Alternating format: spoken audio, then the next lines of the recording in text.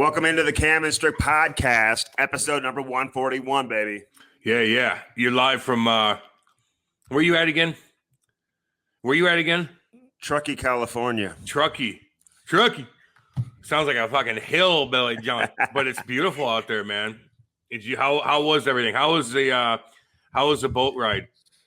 The boat ride was fantastic. In fact, it cool?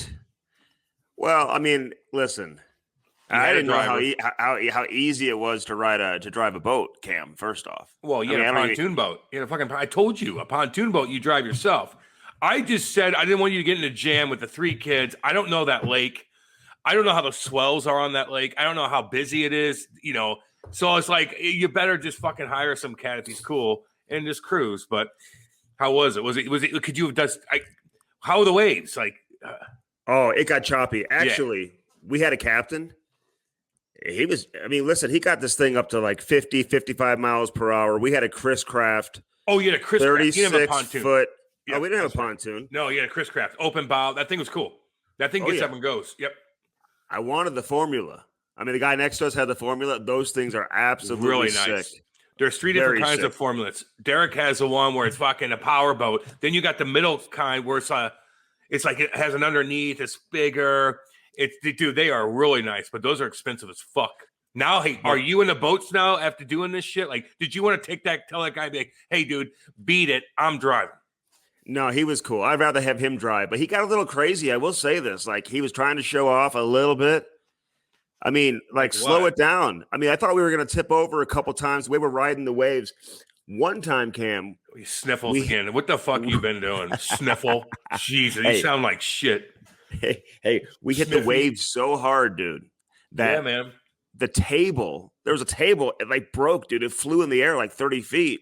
Because my daughter's knee hit it, and she almost jumped out of the boat. You could fuck. It gets a little wild, gets a little crazy in there. He needs to slow it down a little bit. He and I almost had to have some words. Oh, really? Throw him over there. No, I'm kidding. He was cool. No, I was gonna say he's trying, dude. Wait, look, you can knock yourself out I used to sit up the front on the boat, and my dad would do that bullshit, and he'd be like, "Hold on," and you go, "Boom, wham," and you can't hold yourself, and all of a sudden you hit your head. And anybody that understands that when they're a kid. Man, you get those times where they come out of nowhere too, because a monster will be on the other side of the lake, Andy, and you're just like meh, and then they have it'll just be plowing, and all of a sudden you'll hit that wake, and you won't notice it because it comes a minute later because it just hits you, and it could fuck you over. Go on YouTube and look at some of the crashes, dude, that happen. Guys are showing off, and they hit weird waves, and they go bam, and they all knock each other out. You gotta look those up. It's pretty funny. You gotta be careful because there's these rock quarries, right? Yeah, dude. And if you get too close to them, I mean, you can sink. So, I mean, the spots that he took us to swim and whatever were right basically in the middle of the lake, man. It was the most refreshing, most exhilarating thing you're ever going to experience because it's so cold. Yeah, dude. You're in the middle of this massive lake. And for those who don't know, we're on Lake Tahoe here in Truckee, California. Truckee's the city of cool ass town, by the way. Everybody's so nice here. Everybody's cool. Everybody's laid back. How expensive is it? Everybody's happy.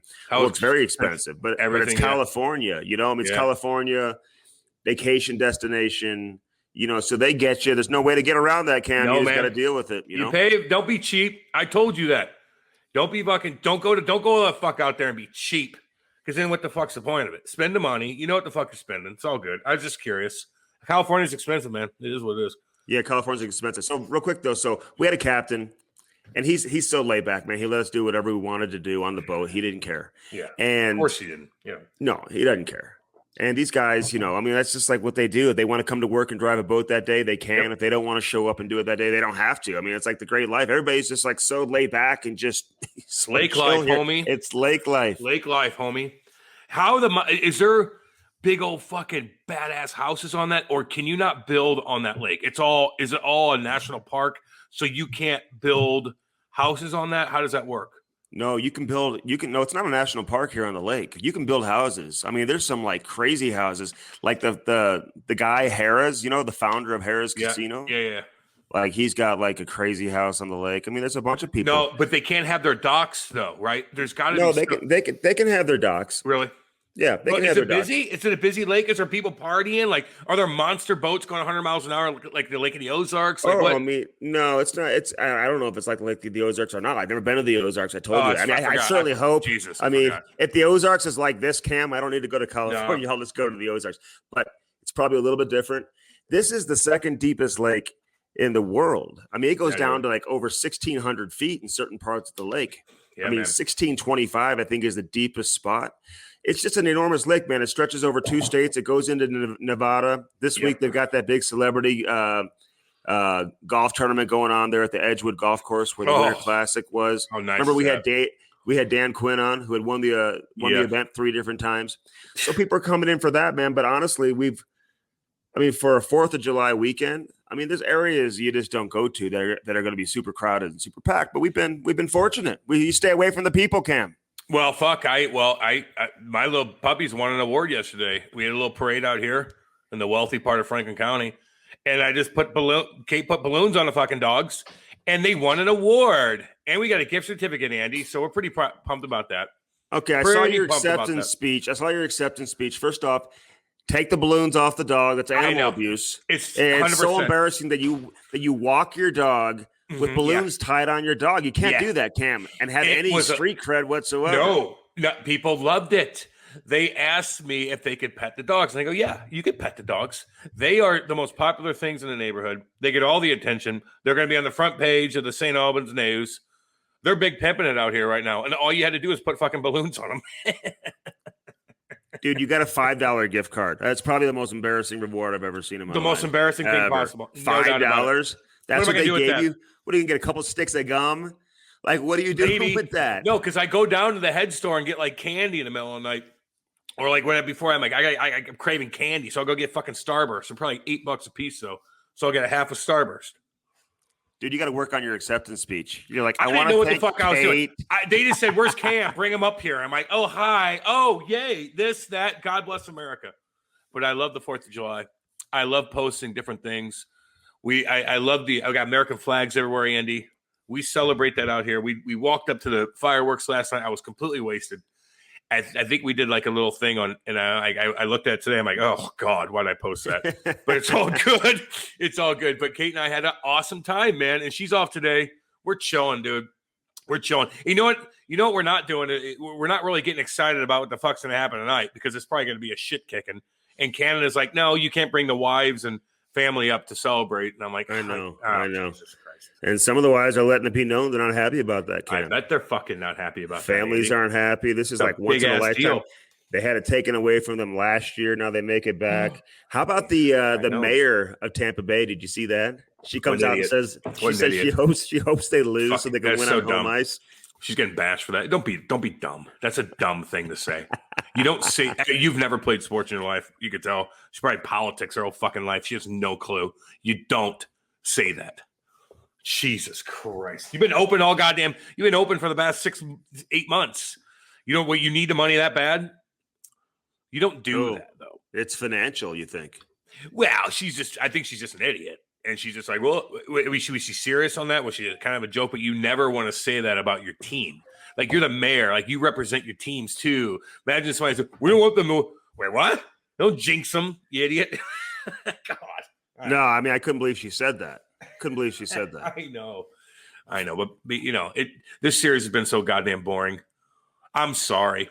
It just remember we're pumping up hockey so much, Andy. Like, fuck, great product. Everybody's kicking the shit. They don't. Montreal's just like, well, they're not even hitting. It's like they're trying to go skill to skill with them. It just they got no fucking chance, dude. I mean, I'm sorry. Anything could happen. I could put my fucking foot in my mouth. I don't even care. It's boring. No, listen.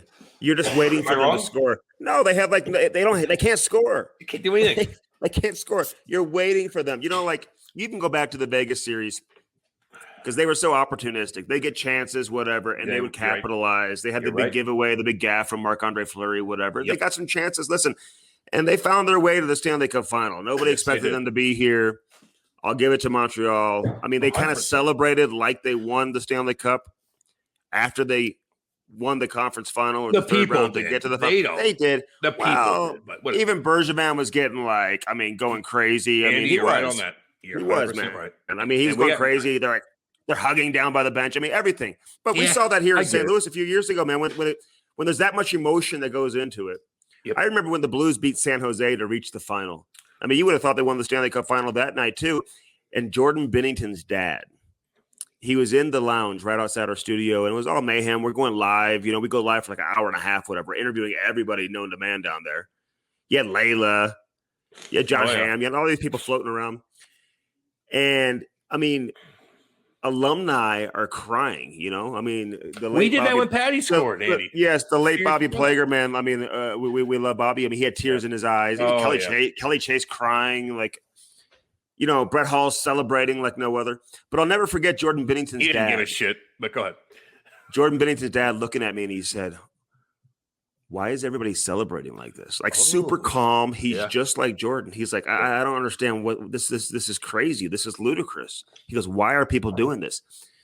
And I was like, "Look, John, this city, this franchise, hadn't been to the finals since like the late 60s. This is like a big deal. You're kind of seeing what this means to the alumni, to the current team, whatever. The city's coming together. The city's hardcore. Yeah. Like the but I'll never fans, forget him. I'll never forget him saying, "Hey, listen, you got to win 4 more, then you can celebrate." You know, and so, you know, sometimes your emotions get the best of you. Premature celebration. I don't know if we've seen that from Montreal or not. I just don't think they're good enough. I don't know how they beat Vegas. I don't know how they beat Vegas. That's what I'm saying. Like, they're getting shit stomped, and it's not fun to watch. It's frustrating to watch. And I want Patty to win 3 in a row. Like, fuck yeah, like I like Tampa. They're cool as shit, but like you want a series out of this, dude. Like you want something. It's not good for the game. It looks like shit. And I don't know. Fuck. And not to mention still like the lack of fans there. I don't know. It just everything's kind of like this is so goofy.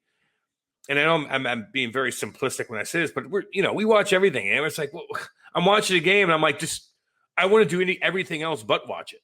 And that's just not a good sign. I want to do everything else but watch that game. At least the games come on early out here. They come on at like 5 o'clock. How nice, dude. Or even 7 o'clock's great here, too. At fucking 8 o'clock, I'm like, oh. No, I know. But Montreal, man, I mean, just score. You know, Josh Anderson, no goals. Stop Caulfield, chirping Patty. No goals.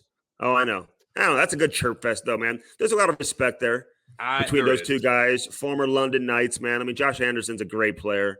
Really is. He's got to come through, though. Toffoli, no goals in this series. Like, where are these guys, dude? I know. And they dominated. But it's just like, when you're not doing it, you just don't chirp. Just fucking go do it. You chirp. Your rebuttal on a chirp would be go hit somebody or make a play and fucking do something. Get on the bench. Don't tell him to get on the fucking bench. He's got as many points as you. Don't just shut the fuck up and fucking play. Like at that point, you just focus on your chirp is what you do on the ice because they got so much leverage over you in that department. Yeah. All right, so Cam, a little bear update here in Truckee, California. You want to know what's going down with the Bears? What's up? Listen up here. So people are they're so casual, like nonchalant. Nobody's scared of the Bears. They're like, no, man, they're like domesticated around here. Like if they come down, I mean, just don't get in between the mama bear and the cubs. But if they come down, they don't even pay attention to you. They want nothing to do with the humans. They want that garbage. Want food. They want that garbage. Food. They want them hillbillies that leave the garbage out. Did you see that video of those bears that came down to the beach here at Tahoe? And people are just like chilling, don't even get up to like scurry away from the bear. They're just like hanging out. And the bear was there with little cubs. And they're just swimming around, splashing in the water. And everyone's just got their phones out like it's no big deal.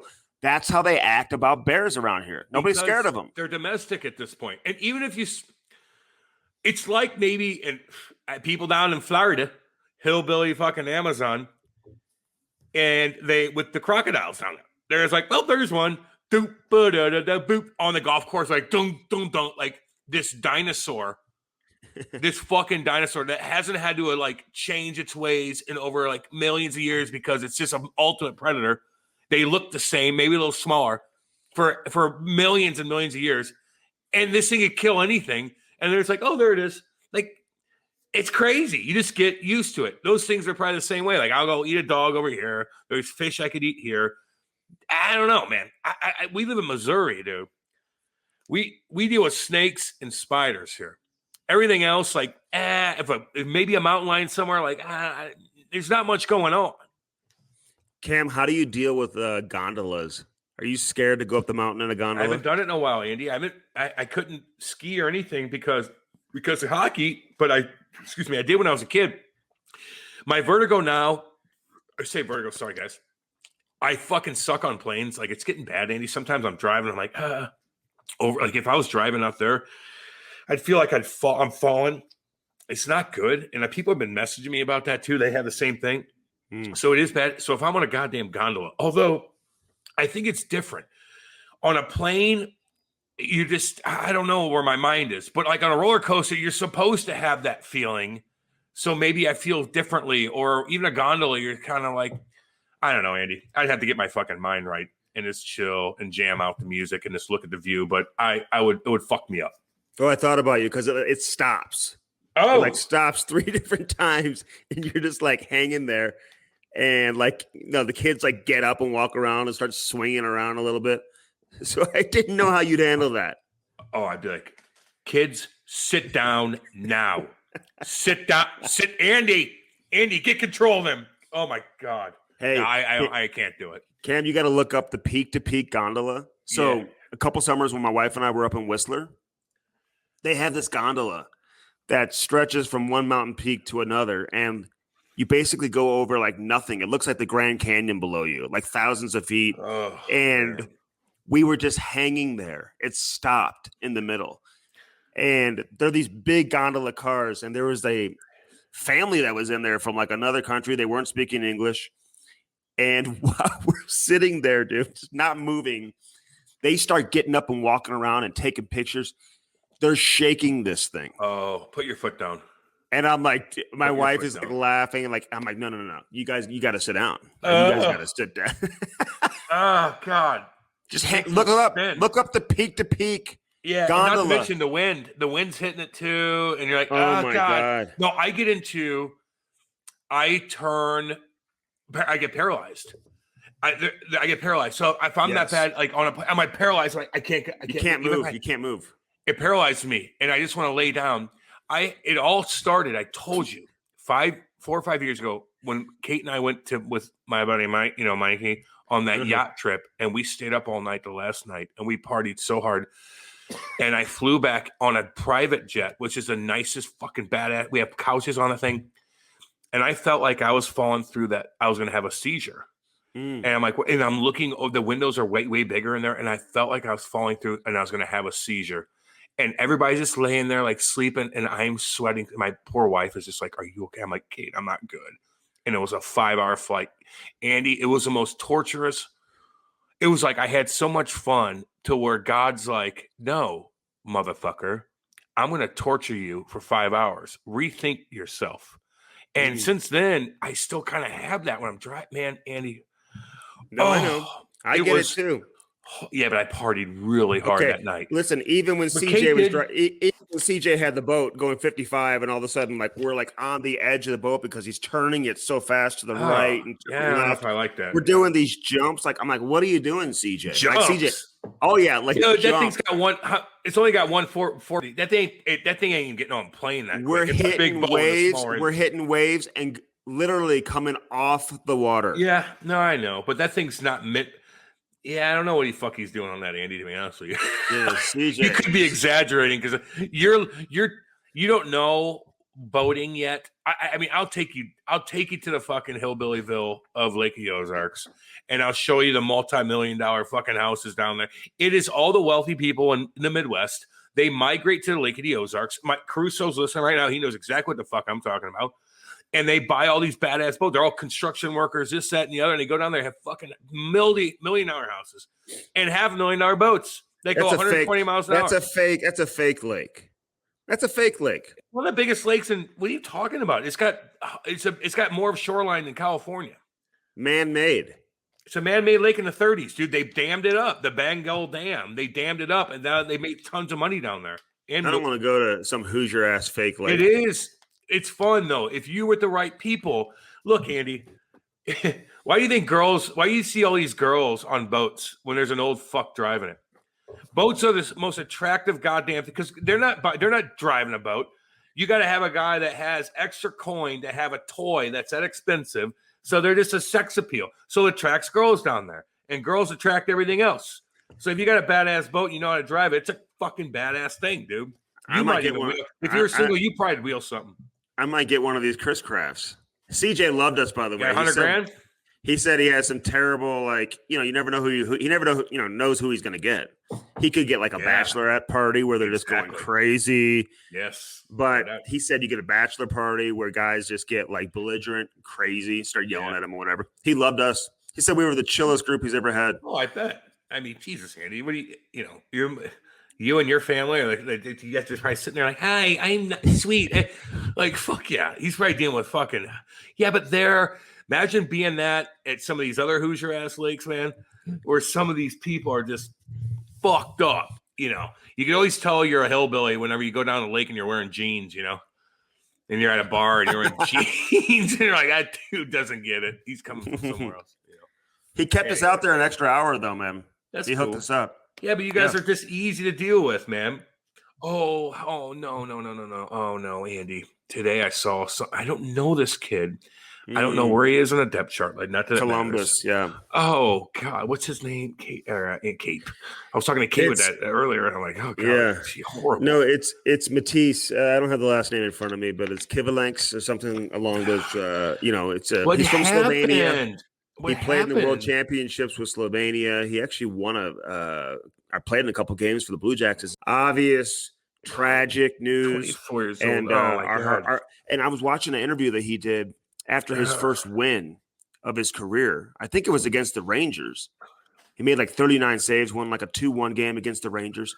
And I'm watching this interview today, and they asked him, they said, hey, what are you going to do with the puck? And he said, I don't know. I'll probably give it to my parents, man. So it made me think about his family, what his parents are going through right now. He was training over here in the States during this offseason, obviously hoping to get an opportunity to become a regular NHL goaltender, man. So our thoughts are with him, his family, everybody there with the Columbus organization, Yarmo, JD, people over there. Yarmo, they're all they had just a bunch of the ex-alumni, everybody, alumni and current players just reaching out, and it's just like you're just, God, this happened. It was maybe cry the other day, the last goddamn podcast with Pasta's kid. Like, oh my God.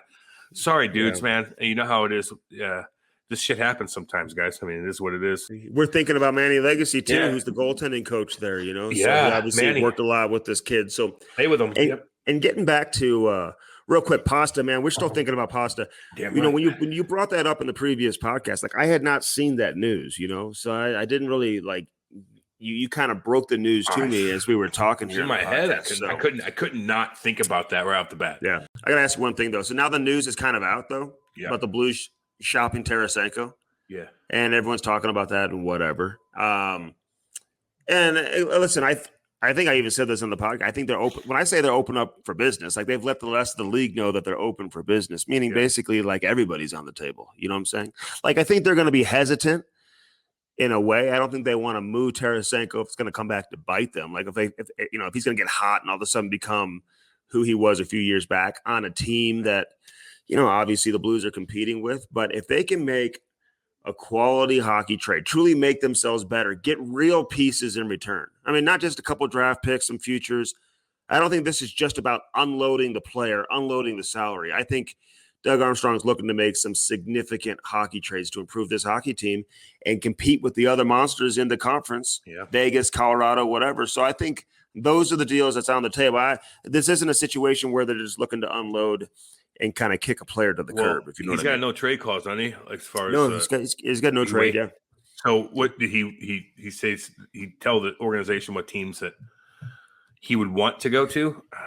They always submit a list, and so listen. He just fired his agent. He's got a new agent now, and I get the sense that Tarasenko would maybe have some interest in having a change of scenery, but he's going to be able to dictate that a little bit in terms of where he goes, who he plays with, and who he plays for.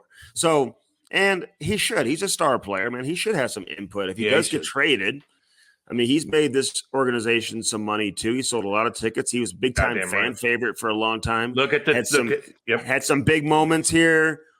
Big part of a Stanley Cup winning team. Right. So, that's just the way it goes. Players should have the right to be able to dictate a little bit in terms of where they go. He made one of the biggest plays in Game 7. Remember, Andy, it was like 2-0, and you're still and Boston was all over St. Louis, and then fucking Vladdy goes into the corner, beats the guy, takes the hit, spins around, and makes that 1-T pass to Schinner, 3-0. Sit down, sit down. It's over. Yeah. It's over. And he scored 40 goals. Andy, we watch every single game, man, and you're like, oh, Vladdy, he's not there. And then all of a sudden you have a glimpse where he'll like take it to the net, like blah blah blah blah, and you're like, fucking Vladdy's back. But then recently, like he's shooting the puck, he's like duffing it. I don't know. I know he listens here, and we love Vladdy so much, man. He's a cool family. He's a sweetheart of a human being, but it's just hockey, man. It's a business, and he's going to be fine, dude. He'll play a long time, made a ton of money. Well, I think that's the Instagram's great, but go ahead. Yeah, well, his last game, he looked like he scored a couple Tarasenko goals, right? Yeah, he had the breakaway goal. He was able to snap it, from the left circle, like kind of like a, traditional Tarasenko goal like you see. But that's the big question, man. Can he get back to the level that he was at after having all the surgeries and missing as much time as he had? So I don't know. We'll follow that pretty closely. Little Blues note, man. We got to satisfy some of the St. Louis fans. Oh yeah, stuff, Hey, I love it when somebody sent me a message. I'm putting these pictures up. First of all, I want to get your take on my Instagram stories. What you're thinking? Because you sent me this message, like this panic message, telling me like how much better my wife is at Instagram than I am. I'm not doing it right. Well, you're not smiling. Oh, the gondola. I'm looking at the gondola right now. There is a smile. Like, yeah, fucking smile, dude. I mean, like, it's some of them are blurry, and it's just like you don't take a blurry goddamn picture. Okay. And now I was wasted last night, and I did a stupid video, and I might have to text Kate right now and just go and delete that. Everything was cute. But once the fireworks hit, Kate and I was like, oh, and sometimes you wake up the next day and like, oh, but I'm looking at blurry pictures right now, Andy, and I don't like it. Which ones? At the campfire scene and shit. I don't know. I don't think the listeners really care that much about your Instagram. Is it my Instagram that you're looking at? It doesn't matter. Whatever she posts is you. Whatever you post is her. So you guys are in sync when it comes to that. Is that how it works?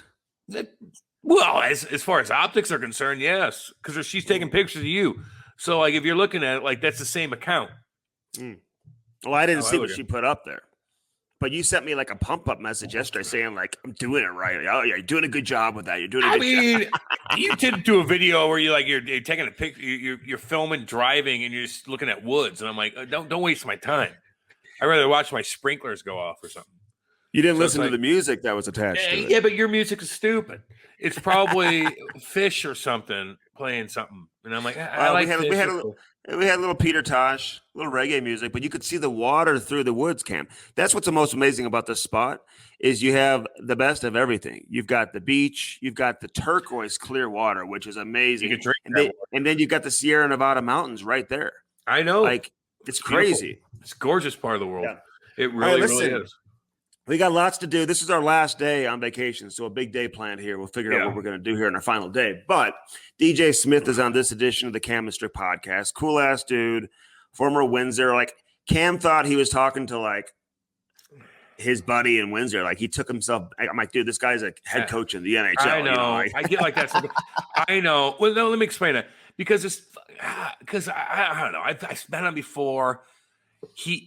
I was after him in Windsor. I just look at him like a buddy, although I don't even know him that well. Rather, because I don't know. He's just down to earth and cool. So you kind of get that, like, I'm a buddy, and you just forget that he's a fucking coach.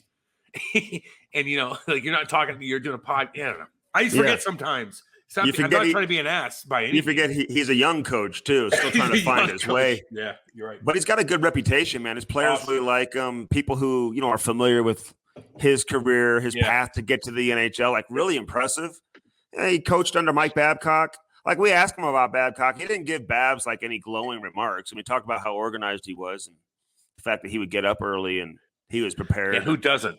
All of that stuff. Yeah, but he wasn't like, oh, I learned so much from him. I love working with Babs. So kind of get an idea of his thoughts there. But, he's won some Memorial Cups, but his young players absolutely love this guy, man. He seems like, I told you, when I heard him talk, I was like, this is a guy you just kind of sound like you're just hanging out with at the bar, like eating wings with, basically. Kind of like, there's a couple coaches like that. Like Rod Brendamore is kind of that way too, where he just talks to you. Like if I was a coach, I would be the same way. I'd just be like, look, just do that. You're down to earth, you're up front, you know what you're getting. And then some other coaches have a different kind of plan, like where they're just kind of more like Pete DeBoer wouldn't talk to you much. And then once he did, it'd be like very stoic and this, that, and the other. And then, of course, you get Larry Robinson, who's like, hey, get in here. Like, it's just everybody has their thing. And for him being just like, I grinded it, man. I was tough. I quarterbacked the power play. I've kind of penalty killed. I've done everything. I played in the NHL. I was a captain. I was a leader. I was this, that, and the other. I could talk to you. I know what you're going through. I get that. And so he could be very successful being that way, man. And that's why it's always good. So I know we've talked about that, and you're like kind of be like too loosey-goosey with some guys when you know that they're a coach. But like I got that feel with them, and I just forgot. You know what? We talk about players all the time, how teams, you better lock that guy up or he's going to leave. I mean, that's how I look at things with DJ Smith too, man. They better lock him up. They better not mess around with him because you know what? They've got something in him in terms of a guy who's relatable to the young players, who's getting the most out of his young players. Yep. They get better and better. They better not mess around with that, like, because you're not going to get some of these guys like a Brady Tkachuk. They're not going to sign long-term with the Ottawa Senators without knowing that the head coach is locked up, who they like playing for. I can talk to him. So you don't lock up this head coach. You may have a hard time locking up some of these star players, too. I'm just throwing that out. Hey, it helps. Hey, they have fun, man. If you talk to a guy and they say they have fun when they're losing their asses off and they're still having fun, not off the – no. Meaning like we busted our ass, we lost 4-3. But damn, we've gotten that – we as a team came to – when you're having fun, that goes a long way. And when you're a coach and you hear some of your big boys say, it's fun. But you work hard. So there's a difference. Like don't get misconstrued to like fun party because you let you do it. No.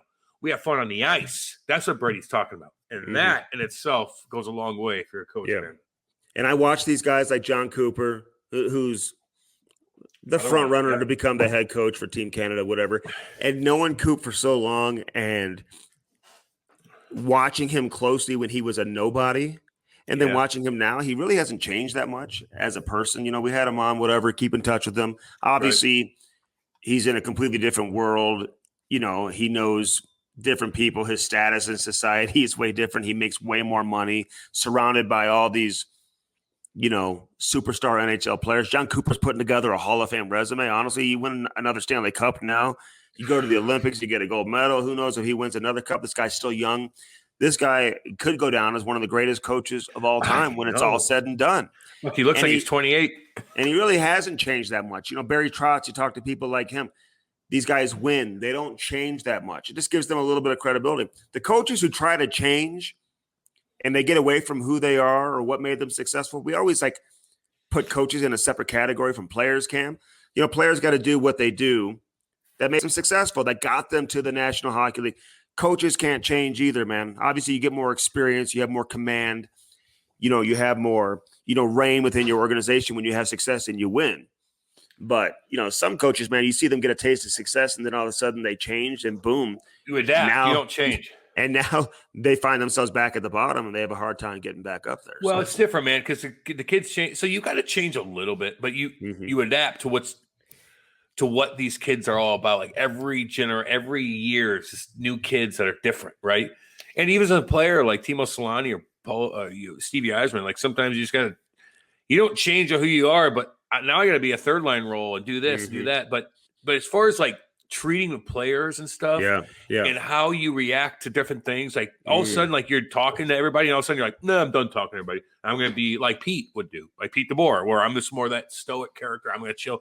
Like if John Cooper did that, then it'd be like, now you fucking change. But you're changing the way, I don't know. It's hard to explain, but you're right on that, man. You're right. You got to always treat the guys the same way because they trust you that way. Well, here's where, because you do change because you're having a ton of success. You're making a bunch of money.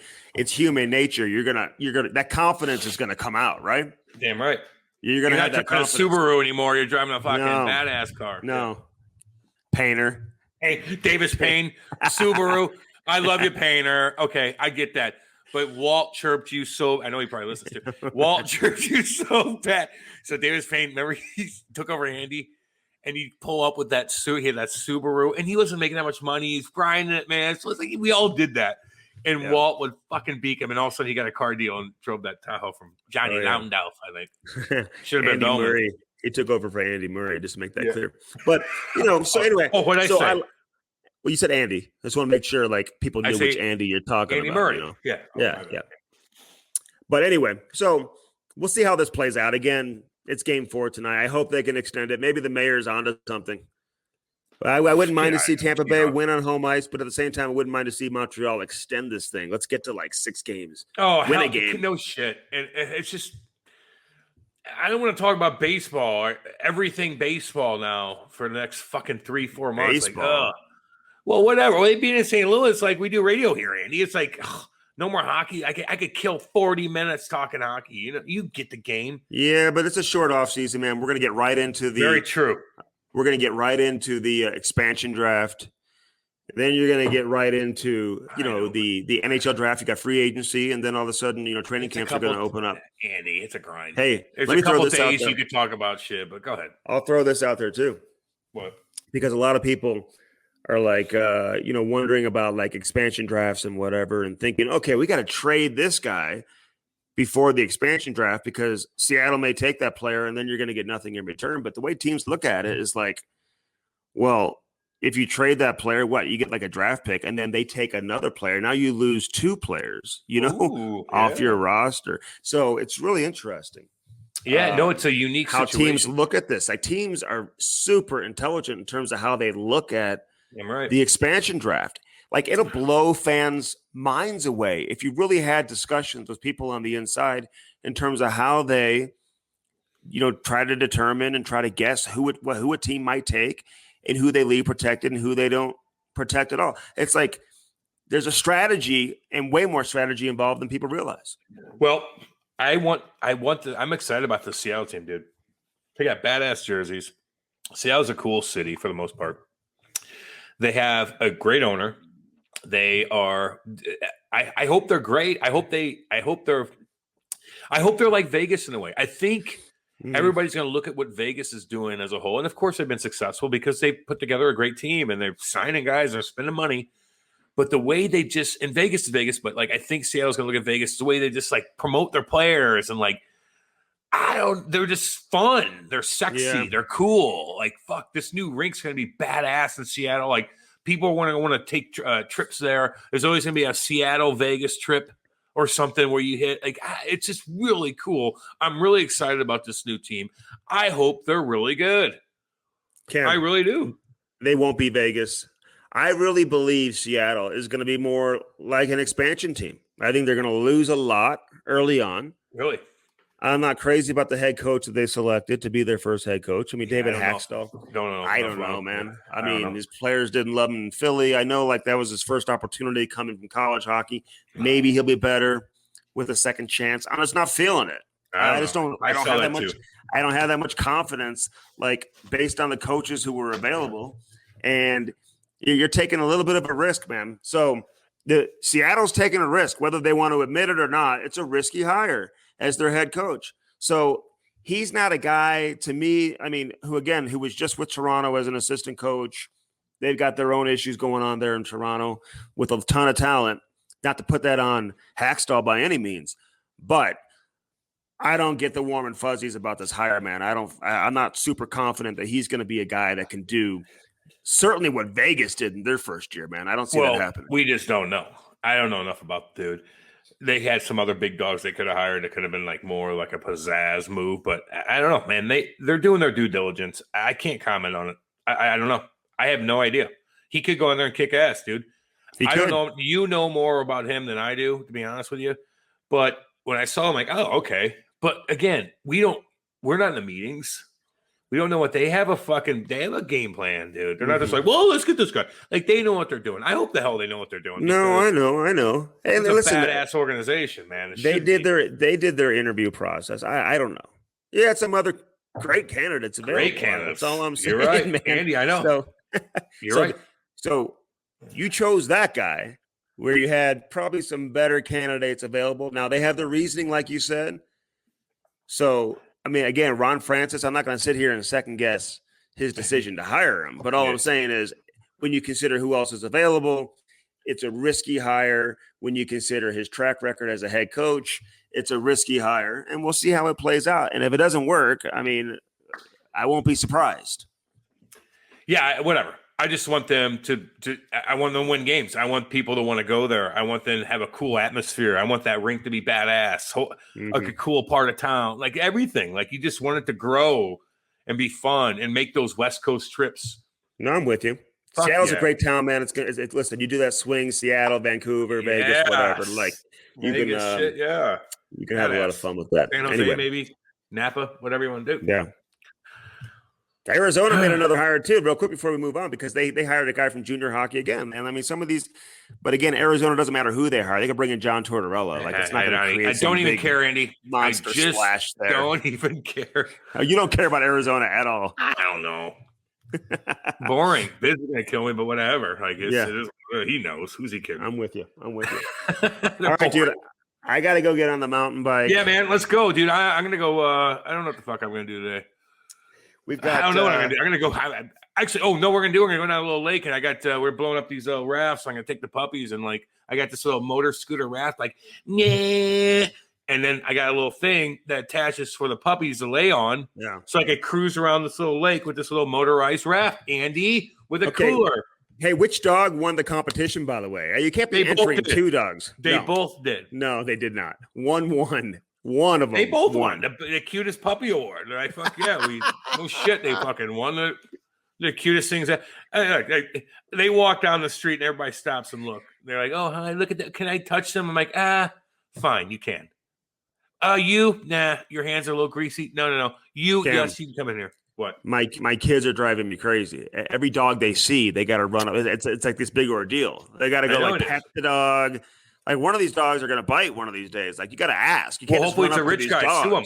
Yeah, hopefully it's a really wealthy guy up in that. Like where you at again? I forgot. Oh, Lake Tahoe. Hopefully he's a wealthy ass guy, and he's got this. He's rescued a dog, kind of nips the hand, and you're like, well, I'll give you for about $20,000 or $20 like million. Sheldon Surrey or something. Oh my god. Oh my. That actually would piss me off so bad. What happened to Chaser in that whole situation? Chaser's just trying to make money up there, sell houses, Andy, wearing his like crocodile boots, and he gets bit by Shelly's dog so bad. Oh my god! Was it in the foot? He had to lob around and sell property up there with an infected bite mark. And it was ugly. It was nasty. Oh, Chaser's gonna kill it on the spot. Like how can you not, Andy? I don't think you can kill this dog. What was the dog's name? I forgot the dog's name. Girthy or something. I got the dog in this fight. I got the dog. Hercules. Poor Chaser's like, you bit my foot off. It's getting infected. I have to get rabies shots, and now I have to walk around Idaho and sell houses. Poor guy. Well, that's a Hoosier move. Happy 4th of July to all our listeners here in the States. Hope you had a great 4th of July holiday. By the way, no fireworks here on Lake Tahoe, man, because the forest, it's so dry. Oh, dangerous. No. Imagine being that guy. You throw a dart out, you fucking smoking a dart, you fucking flicking the goddamn, because that's sometimes how you're driving fucking, and now millions of acres just ruined. Dude, if you mention fireworks, they look at you like you're the devil. Yep. They want to kill you. You're coming here lighting fireworks. You're not just killing the scene, dude. You're killing animals and fucking. Now I have to now they're getting killed on roads because they're just getting all pushed inside. Oh, I know. In years past, they do it on the lake, but they didn't because of COVID and all that. I guess they didn't plan it. Yeah, but the lake is fine. Yeah. Anyway, all right. Let's get to DJ Smith. Yeah, go ahead. I was just saying, there's always it's always usually in China or somewhere where the firework ceremony explodes too early and it all goes off together and people like get hit by fireworks. You ever see those things? Hey, what do you think of that world-class sprinter who's a badass? She's got the red hair, her hair's on fire. Fucking weed. Oh, it's weed. Like, get out of here. Like, you got so much weird things going on as far as like sports are concerned. But so weed is so petty. It's so petty. It's not helping her. Her brother died or something. Somebody died. Her mom fucking died, and she's like, I'm just how I cope with it. I'm stressed out. Like, I get it, man. You get it, Andy. Who are you kidding? It's not a performance enhancing. But on the other hand, though, homeboy, she knew she couldn't have THC in her system. Yeah. Like, it's just a goddamn rule. Right. THC, and it stays there. I don't give a fuck if you have no fat on you. It's still in there for a couple weeks. And I'm telling you, man, I got fucking dinged a couple times where it's like your THC was over a level. Like, whoa, like, it's there and it stays in your system. And she fucked up. And it sucks because she's actually a really cool chick. Like this, I don't know. That sucks, man. But hey, that's the fucking rules. Get the rules out of there. Football, basketball. Oh, fuck. They don't care. Do what hockey do. Football, they care. What are you talking about? Football? No, not anymore. Not anymore. They changed that. And basketball, they certainly don't care. I think they give it to you. It's basketball. There's recreational. They don't test for recreation. Okay. Well, hockey was the front runner of that. They test you. They don't test for recreation. They do test, but they don't punish you for. They don't punish you. You get a little category, and only doctors can see it. Mm-hmm. Now, was that true? I don't know. Like, did Lou know what was? I'm sure he probably did somehow. I would think. Like, you want to know what's in your player system that you're investing money into. I would want to know everything, Andy. Like, don't get me wrong.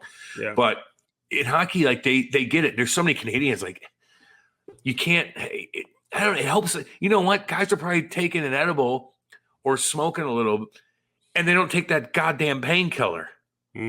That fucking nasty. Speaking of devil, those little fucks, those little fucking white pills are the devil. Maybe these guys that smoke a little bit. Man, there's so many guys that do, and they could skate forever.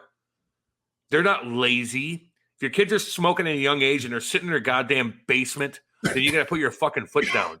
But if they're in there working out and they smoke to go work out and that's their jam, then good God. I feel bad for her, man, because she's only 21, so she could always play or compete 21. in the next games, I guess, whatever. But she would have been an absolute star. Like, how much money is she losing out on in endorsement money and whatever, you know? So and she's got a unique skill. Like, she's the fastest woman probably on the face of the earth right now. Yeah, you could certainly monetize that. But when you get dinged, you're 21 though. She's got. I don't know how that works as far as age is concerned, but I don't know, man. She's got a lot of people on her side, man. She's getting a lot of support. Yes, she is. No doubt. So, and she should. Yeah. All right. Let's get to DJ Smith on this edition of the Cam and Strick Podcast. As always, go to camandstrick.com and get that new merchandise. By the way, we got all these different things for you to choose from: t-shirts, hoodies, hats, lots of different selection for you to look at. camandstrick.com. So check that out today. We partnered with our people over there with Wingman Sports up in Canada. I should point this out. I think I mentioned this last time, Cam, that the prices are in Canadian dollars. Yeah. So you got to translate shipping sucks. That. Don't get me wrong. When it comes shipping to sucks to the States. It is what it is. But the pricing is Canadian dollars. So it's actually cheaper for our U.S. audience. And those of you in Canada, you don't have to pay the monster shipping because it's being shipped to you from Canada. So support the podcast, support us, man. And again, I'd love to see some Instagram photos when you guys get your new shipment and you're wearing the swag. So we want to see that. So anyway, camandstrick.com. You can listen to all the previous episodes and stuff like that there too. So if you missed an episode, whatever, you can listen to it there. All right. As always, the Cam and Strick Podcast is brought to you by CarShield and carshield.com. 800-857-2481. 800-857-2481. You never know when something's going to go down, Cam. Your engine, your computer, we're talking thousands and thousands of dollars. That's why you got to customize your package however you want it. You want to do it long-term, fine. You want to do a short-term package, you can certainly do that as well. Customize it. Use the promo code CAM. You'll save 10%, which is so embarrassing. Why? CAM. Well, it is. And we'll talk about that later. That's embarrassing, but you know what? Go ahead and do it because it's going to save you money. So do it. 800-857-2481, CarShield and carshield.com. Plus, you get to pick your mechanic, choose where you take it. Yep. And they hook you up with a rental car as well, Cam. So CarShield. Well, imagine going up to fucking Lake Tahoe and you're like, your car's sputtering out. You're like, oh, God. Like, oh, yay, 3 kids in the car. Shit's going down. Start on Oh, my God. Lordy bay. It's easy peasy with Car Shield, though. Yep. Peace of mind, baby. Just like you get when you have that Daredevil hockey base layer, Kevlar cut-resistant fabric that you're wearing. Hey, these kids out there, man, I saw a video from Daredevil hockey. They sent it to us, Cam. I'll pass it along to you. And I'm showing all these kids who are buying Daredevil. Cole Perfett as well. NHL up-and-coming, really talented player. There's a bunch of CHL players and junior who are all wearing the Daredevil hockey. A bunch of young kids are as well. Make sure you're protected. If you're a hockey parent out there, give yourself the peace of mind knowing that your kid, your son or your daughter, isn't going to have to land in the emergency room with a skate laceration. I mean, who wants that? You can't have that. It's the number one cause of emergency visits when it comes to youth hockey. So again, Daredevil hockey, check that out. Mention the promo code Cam and Strick, and you'll save a boatload of money. That's all caps, but you mention the promo code when you type that in, Cam and Strick. So again, check out Daredevil hockey, get that Kevlar resistant fabric, and just go play the game in style and with a little bit of peace of mind. And you adult hockey players, you can wear that too. It's not just for the kids, Cam. Yeah, you guys are falling all over each other anyway. Who are you kidding? It's not just the fucking kids run into each other. Get skate lacerations every time you go out to alumni. Why stepping on you? So fucking Leo comes out like, I know what I'm doing. Oh, fuck out of here. Fucking Leo. Bellman and Bellman.com. No better place to get your vehicle for this summer, man. Still plenty of time. They got great deals. I know it's hard to get a car right now. It's not that hard at Bellman. I can tell you that right now. Dale and Dan and company. They got the Cadillac, the Buick, the GMC on one side of the street in Troy, Missouri. Then you just hop across the street. You got the Chrysler, Dodge, Jeep, Ram. So much selection. Best customer service, great people, great hockey fans, hockey people, been supporting the game for a long time. And people have been supporting Bellman for a long time too, Cam. It's so funny. I love watching like the men that built America, you know, and they're talking about like Henry Ford and fucking GM and Chrysler and how they just like, you know, like the stock, just crazy. Why I brought that up, I don't know. But it did tie into GMC Chrysler over at Bellman. Go check them out. No swinging dicks fucking working there. I'll tell you that. Right now, no swinging dicks. Your wife can go buy a car, and she gets treated like royalty, like Cleopatra. She'll fucking walk around like, it's awesome. I think Dan Bellman, he made America. He did. He is one of the founders. I just watch him on fucking Smithsonian right now. He does everything. All right. Including bringing us this podcast with DJ Smith, the head coach of the Ottawa Senators, man. Up-and-comer. Yep. People internally in the hockey world, man, they really respect this guy. This guy has a lot of knowledge, knows what he's doing. He's getting the most out of a young team as well. And I'll be interested to see what the future looks like for DJ Smith as a head coach in the NHL over the course of the next 10, 15 years. How good of a coach can this guy be? I think he's got a lot of potential, man. Get to know the person behind the bench right here. DJ Smith on the Cam and Strick Podcast. Oh, what up, DJ?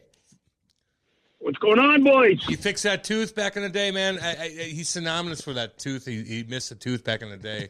Did you fix that damn thing or what? Yeah, it's got. Oh yeah, we got her fixed. You know what happened? I got to the NHL and they paid for it, and away we went. Hey, funny how that works, eh? Because Windsor wasn't going to do it. They're like, no, you're our leader and everything, but we're not going to fix that tooth for you. Hey, oh yeah, the American League either. If she was a battle, there was pin it on the. You know, it might have happened somewhere else, but yeah, I got to Colorado and the boys took care of her.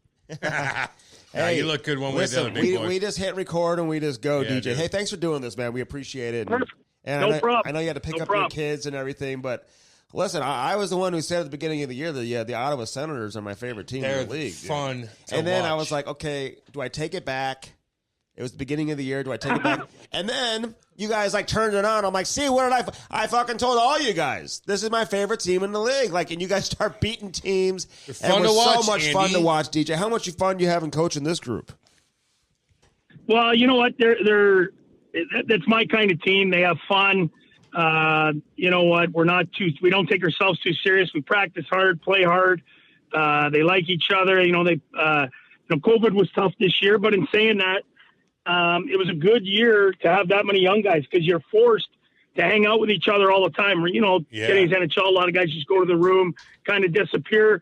You know, they did a good job, the NHL, of putting rooms for the players where they can hang out and stuff. So for me, it was perfect for our group because, they're forced to get to know each other and there's a deeper bond there for sure that would take many more years if it wasn't that situation. So, we started, awfully, we weren't very good, top to bottom, but the way we finished, I think we set ourselves up well going in the future.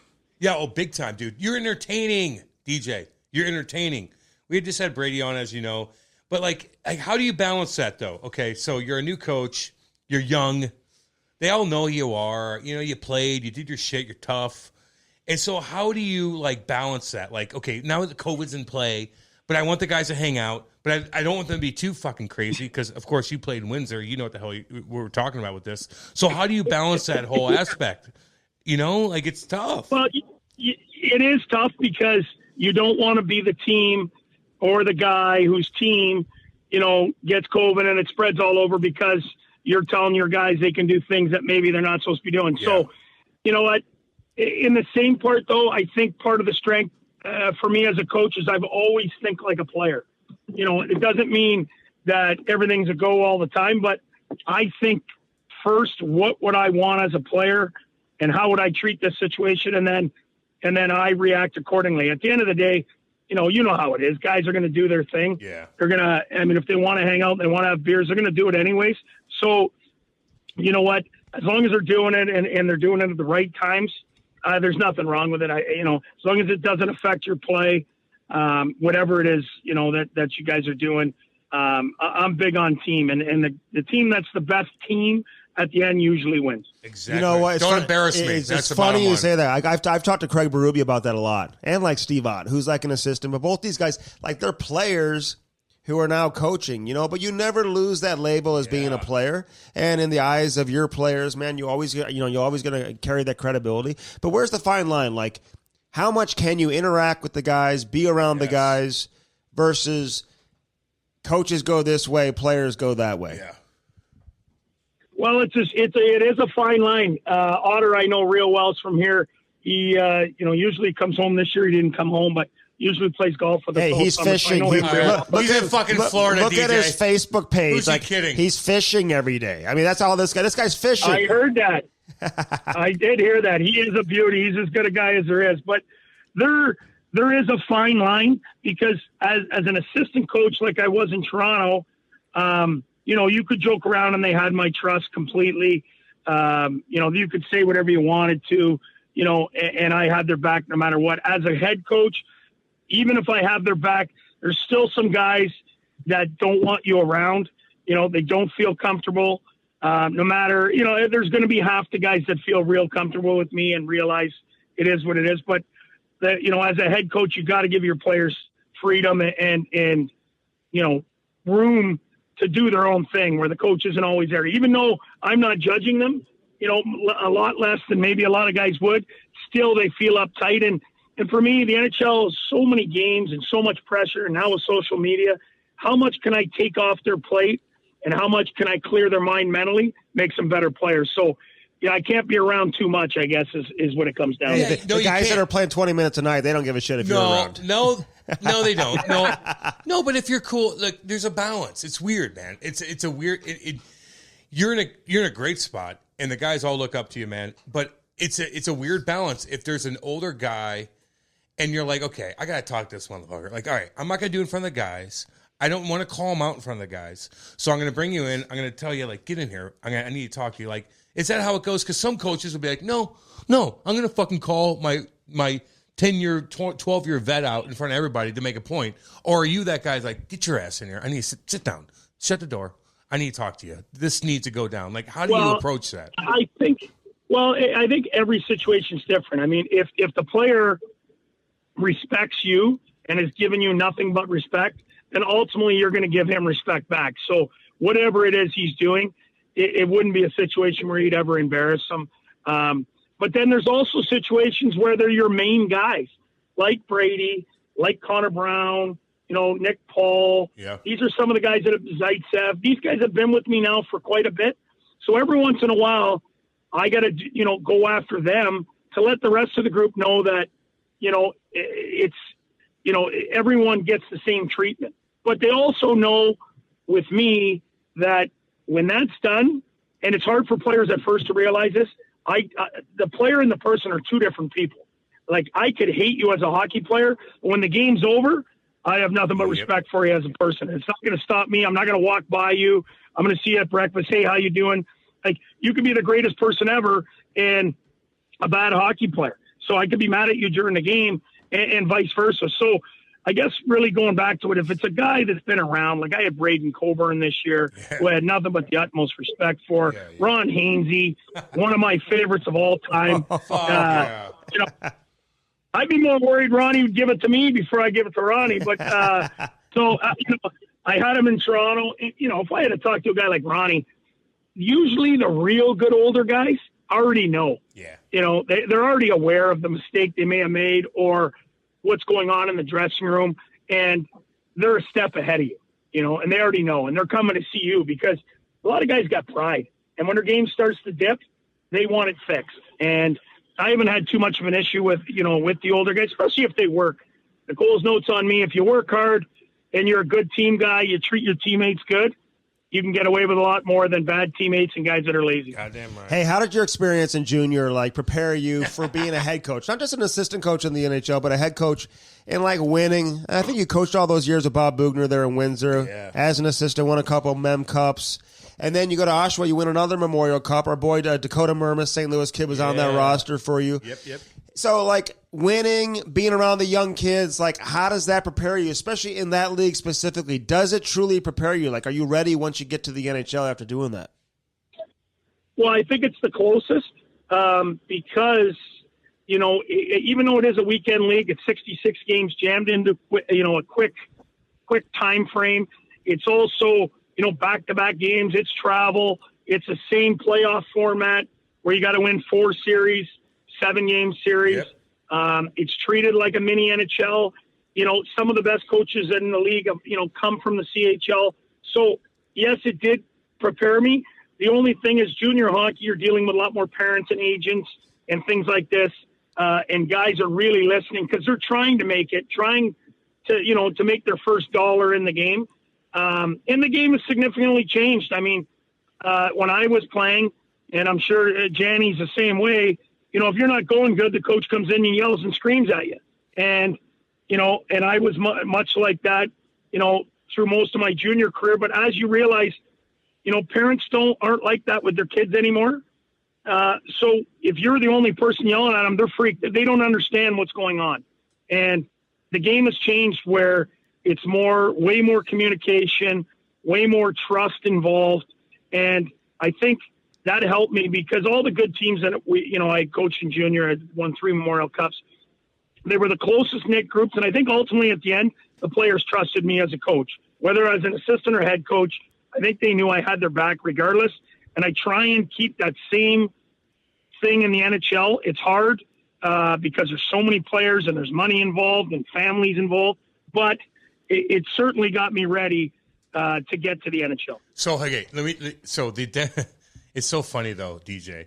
You played in Windsor. I played in Windsor. Like there wasn't much.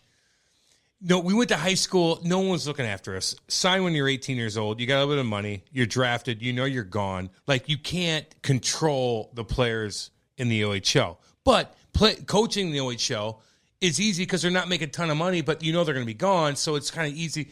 But on the other hand, they don't have many rules. Like, you don't have to be in school. You don't have to do this. I mean, maybe nowadays you do, but what's the difference between coaching the guys in the OHL and the NHL? I mean, the guys in the OHL had pretty much freelance to do a lot of different things, and then now it's a business. Oh, for sure it is. It really changed in the OHL in the last, probably I'm going to say there was a big changeover in about 2005 era.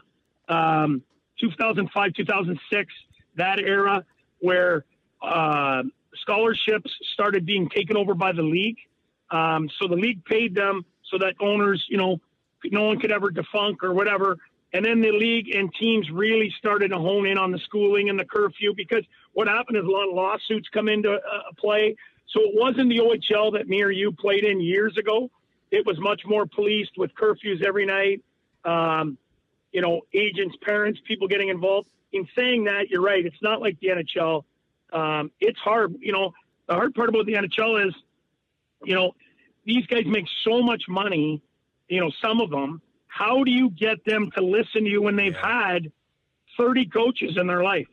And then the mistake I think a lot of people make is they stop coaching that person because they think that this guy's been around forever. And what I found is these guys want to be coached no matter how old they are. They want to be pushed. They want to be coached. And it's for that, it keeps it a little bit like junior, because you're always coaching in junior. And I think you just stay as close to your personality as possible, and you won't have an issue no matter what league you're in. The Cam and Strick Podcast is brought to you by CarShield.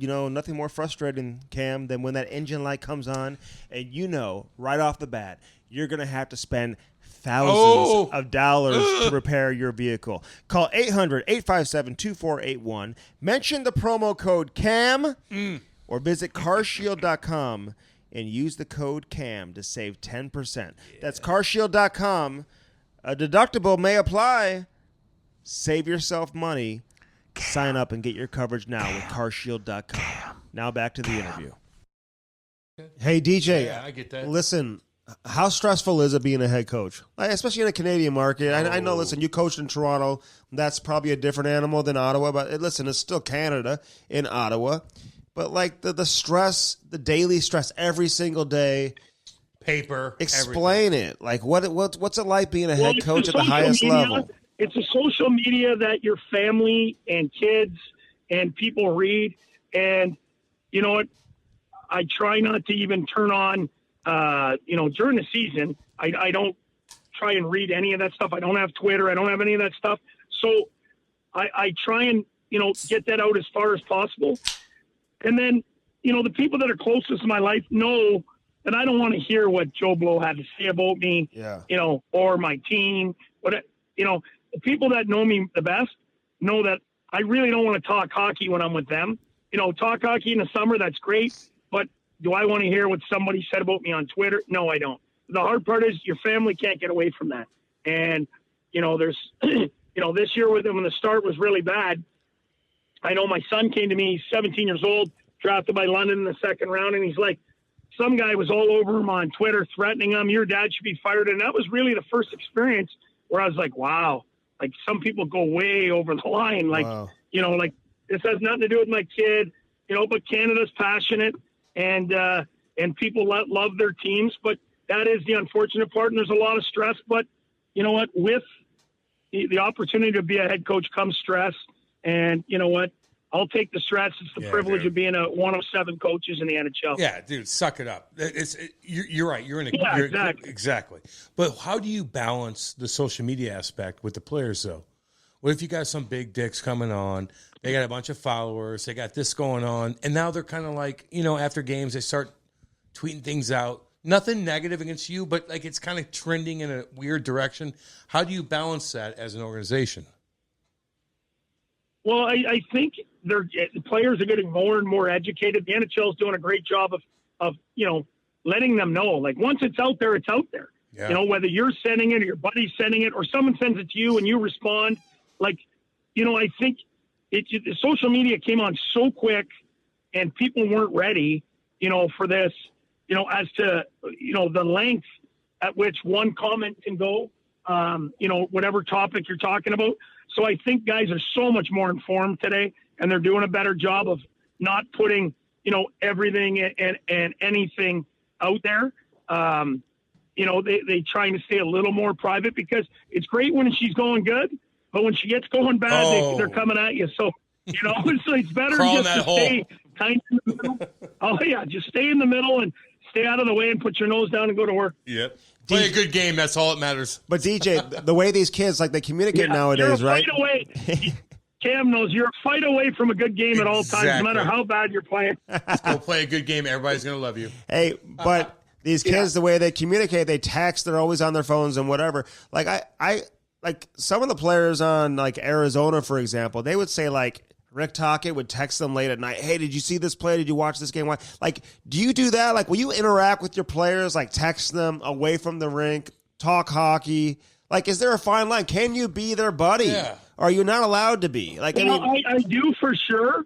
Not so much about hockey. I do when a guy, if I feel the guy is mentally getting away or really down on himself, or I feel that, by me texting or calling him, I could get him to feel better, or, it's going to help him, then I'll do that situation. I'm an emotional guy. Like after games, it's easy to rip on your guys and what have you. Sometimes, after a game, and you're sitting there and you text a guy and you just want to text a guy, hey man, it was a hell of a game.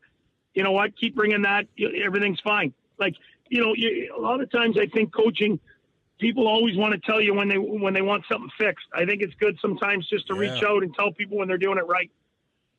Damn That's right. good. No, 100%. I like that. I like that. DJ, even you fucking spank me on my ass when I get off a shift because I got the fucking puck out of the zone, which I should do. But if you give me a little pat on the back, I'm like, oh, thank you. Oh, I'm going to go do it again. Like, no, that helps. Let me ask you this, though, DJ, real quick. What if what if a young kid has a weird relationship with somebody and you're like, you kind of know what's going on. The guys are talking about a little bit. Like, what if something like intimate, internal, like that happens? How do you get involved? What do you do? Because it's got to happen once in a while. Well, it hasn't happened for me, but I know what it could happen in many different scenarios. In that situation, I think you got to be, you got to be open with your general manager, your assistant general manager, whoever it is, and try and get the best advice because there's a lot of touchy situations. I mean, at the end of the day, they're hockey players. We don't control what they do in their personal life. But if it's affecting the team, ultimately, you have to get involved because my job as a coach is to get the team to play the best. So if it's something that's affecting our team, then it needs to be either rectified or talked about. If it's not affecting the team, then it's none of my business and move on, like nothing's happening. Yeah. Yeah. Write that down, Andy, real quick. Write that down.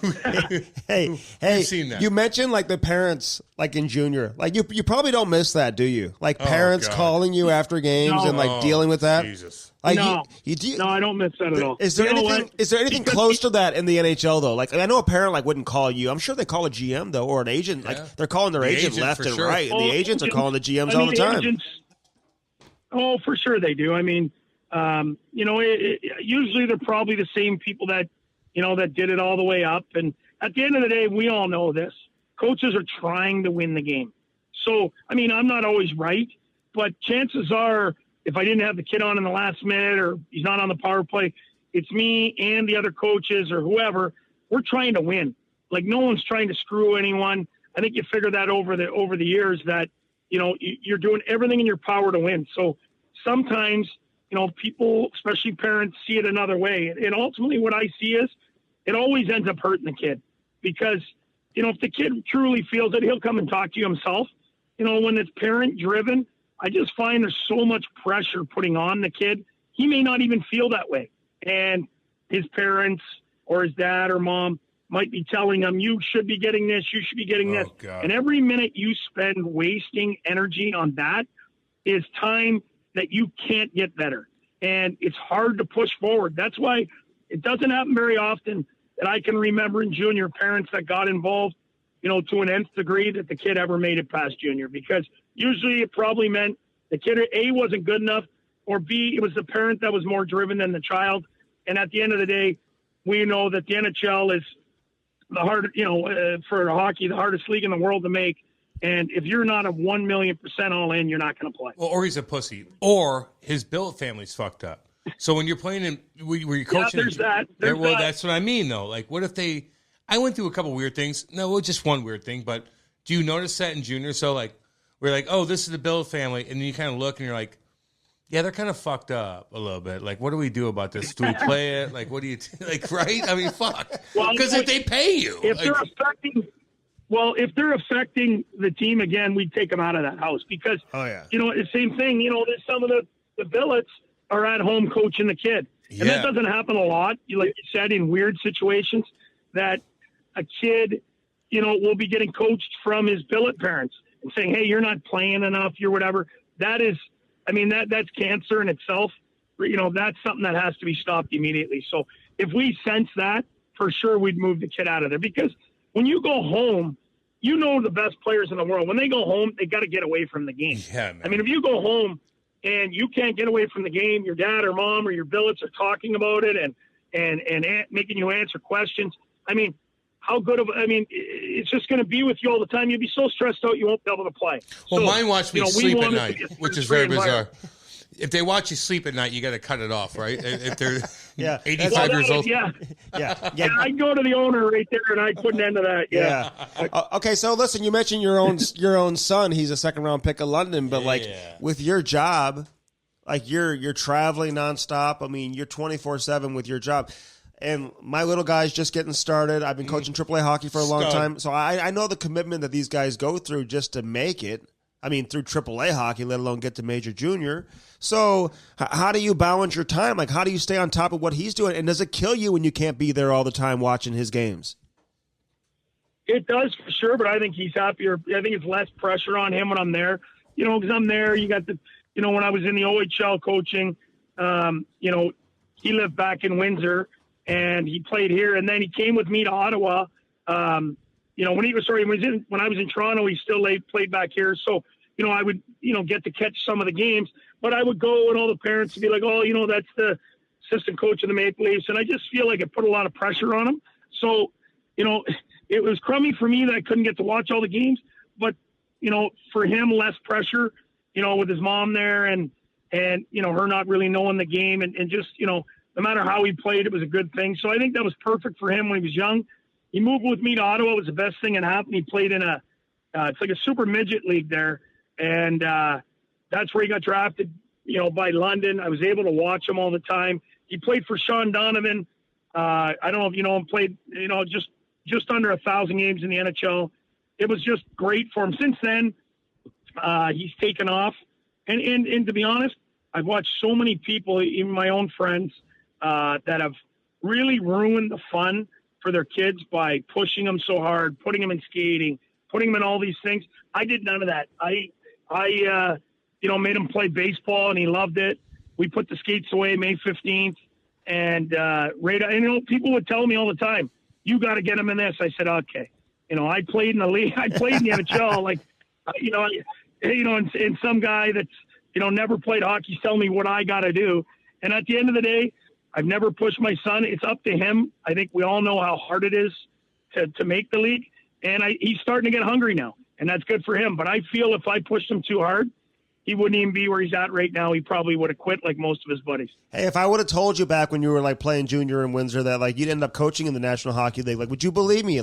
Was coaching always in your blood? Did you feel like, maybe that would be something you'd want to do when you were younger? How'd you get into coaching? 100%. I knew I'd be a coach wire to wire. I think what happened with me is I had some bad coaches along the way, and they just didn't communicate at all. And I just felt like, this guy knows what he's talking about hockey-wise. I just felt like, and I was a real good junior player and then went on to be, an average, maybe an above-average American League player and a crummy NHL player. And you know what? I just felt like there was times I could take my equipment off and I feel like I could help this team better if I was just communicating and making guys feel good. Because it was, in that 90 era, in 1990 era, it was just do your job and shut up. And, you really didn't know, what you were supposed to do. And you're getting yelled at. It was just, there was so much lack of communication. I'm like, I can't wait till this is over and I can coach, because I think I can get players to play hard and play for me. And I think I can have success. Time to talk a little bit about Daredevil hockey, the ultimate in performance plus protection. Daredevil is a lightweight compression-based layer designed with Kevlar cut-resistant fabric overlays that protects all the vulnerable areas of the upper and lower body from skate lacerations. Get yours now. www.daredevilhockey.com. Use that promo code Cam and Strick. You'll save 25%. Now back to the interview. Let's go. Well, why didn't you think you played that much in the NHL? Why couldn't you figure it out? Because you were tough, you were skilled. I retired with concussions.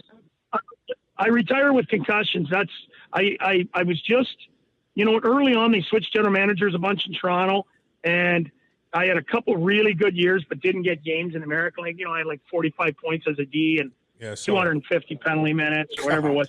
And I didn't even get a game. And then, finally I got my opportunity in Colorado, and they had really good D in front of me. And I felt that year and the following year, I was up and down with Hershey. I was a captain, where I had found my groove, where I felt like I did in junior. I could make plays. Yeah. I could still be, fight. I could do all that. I feel like I would have been one of those guys that would have played from 27 to 35, because I liked it so much. England, Derek England.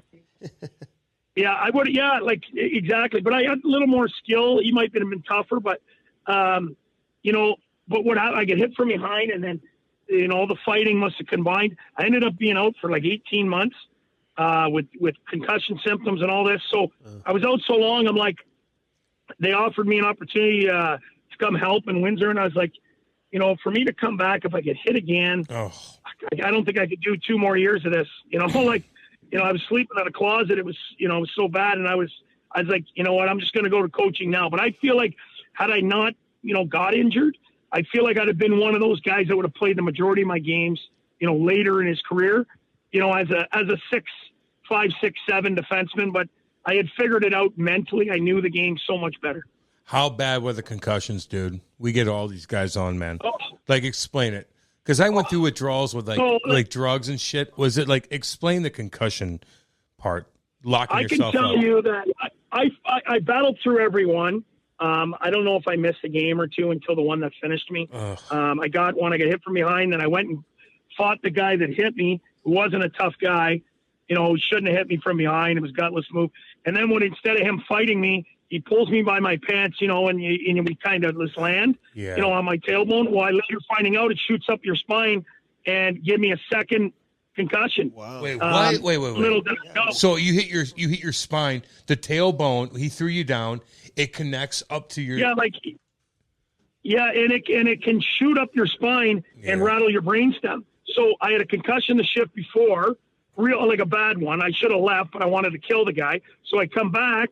And then he doesn't fight me, and he just grabs my pants and kind of flips me while I land on my tailbone, later finding out, the reason my concussion was so bad is because I got 2 in 10 minutes because that fall on my tailbone ended up making it 2 for 1, and that finished my career. So, the symptoms, I can tell you, like the nausea, the ear and jaw pain was incredible. Like for well over a year. And then the anxiety, I didn't have anxiety or anything prior to that. Then the anxiety came on. I had panic attack. I had a whole bunch of stuff going on, because you go from being so active to sitting in a house doing nothing for 1 whole year, and your life, you're sitting there going, what am I going to do?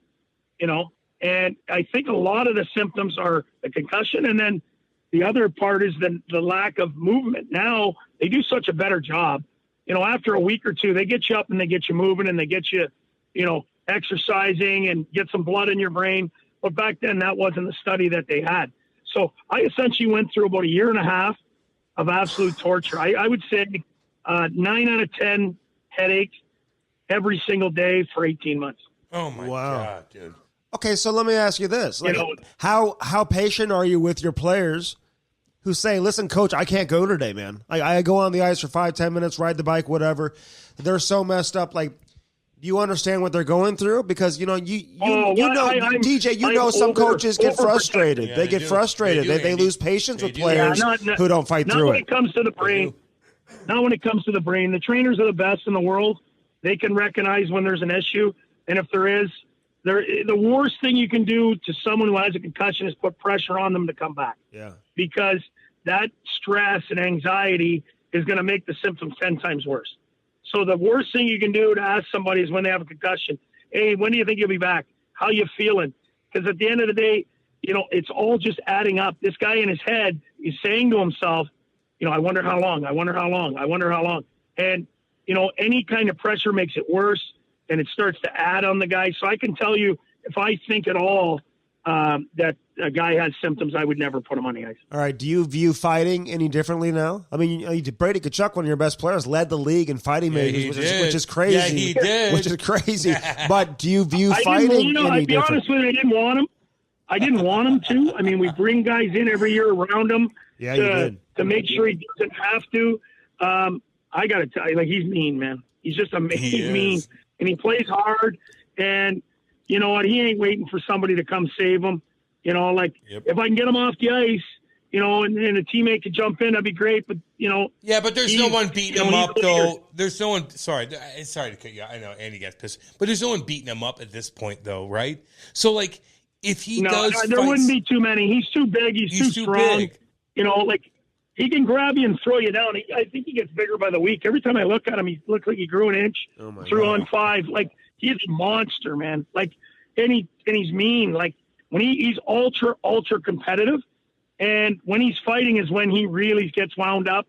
Someone hits a teammate. It's a tight game. You know, he's super competitive. And, you know, when he's fighting, he's not fighting like a staged fight where there's no energy there or adrenaline. Yeah. He's fighting when he's at his angriest moment. And that's a scary guy to fight when he's fighting out of complete, you know, anger. And, you know, I haven't seen anyone, you know, knock on wood, that's been able to throw him around. Certainly we don't want him getting hurt, but that's part of his game. That, you know, I'm not on the other team, but I can tell you from playing, there can't be anyone in our division that enjoys playing him. He's going to run you over. He can beat you up. Yep. And then he can also outscore your guys. So it's not like you can say to him, hey, you're no good. Why would I fight you? I know. You know, he's the best player. So, like, you don't really got much to say to a guy who's the toughest, the best player. You know, really, you just be quiet and say nothing. Hey, what are those games like when you're playing Calgary? And there's so much build up, Brady versus Matthew. Like, how do you calm down the situation versus do you just allow it to take on a life of its own and allow the theatrics to kind of take over pregame? I'll be honest. I think neither of the brothers enjoy it. No, I agree with you. I agree with you. Emotional. They do not play as emotional against each other. They try and make it up, and they try and, you know, show their team that they're this and that. But I mean, at the end of the day, they're brothers. You're not meant to fight against your brother. You are in the living room, but not in front of, you know, millions of people. You know, should you be, you know, I remember we were playing this year and they're talking about how Brady and Matthew might fight. I'm like, they're best friends. Yeah, they wrestle around in their backyard and they might fight in their driveway, but they're not going to do it for show in front of millions of people. And I told Brady, I'm like, I'm sure your mother would come and slap you both, you know, if something like that happened. But I can see both of them. You know, it's more of a game where they just want it to be over with. They play hockey and move on, and I think they're glad, you know, when they don't have to play each other. Well, so you're telling me the two biggest, toughest guys in the Canadian division don't fight each other? I don't believe that. And I call Brady. No, wait. Well, they would, no. My point is, like, they talked about, like, if Matthew runs somebody over and Brady's on the ice, I don't give a damn if it's your brother. So you're going to be like, no, guys, somebody else do this because he's my brother and my mom, Chantel, will get mad. Come on. I think he would grab him, but I don't think his brother would put him in that spot. That's my take, is that they play a little cleaner in that game because they know, why would you want to put your brother in that situation? You know what I mean? Like, and I know the mentality of it, but I can they both seem to play a little more hockey and a little less over the edge when they play each other. And I'll be happy that we go back to our regular divisions and, you know, we get to play them a couple times a year. You know, so I think both players will excel not playing against each other. Business comes before family. I think you're right, though, man. Like, listen, they hate talking about it. They hate when people ask if you'd fight your brother. It's like, it's almost nauseating. It's ridiculous. But they're not going to. Like, just do it. If you're going to do it, then do it. Yeah. You shouldn't think about it. It's spontaneous. Sorry, Andy. Yeah. Sorry. So they're not. You wouldn't know. Yeah, they're not going to do it. I mean, they're not going to fight each other. But they're not going to do it. I mean, you know what? I was thinking, there's so many things in the world. There's so many times that, you know, you got to do certain things. One of them, you know, this one you can't take back is you and your brother fighting on tape, you know, and I know, hey, believe me, and I believe in all the toughness and everything that goes with it. I wouldn't want to see those two do it. I don't think their parents would want to see it. You know, I don't even like matching them up against each other. I purposely, you know, we'll play Brady's line against another line when I get last change. Wow. You know, just so we don't even have to run into that spot. Really? Just because of that? Well, you got to think the family wouldn't want it, and Andy and all you guys wouldn't want it, but 90 million people in Canada would want it, just so you know. Well, for sure they would, but I'm worried about the well-being of my own player. And you know what?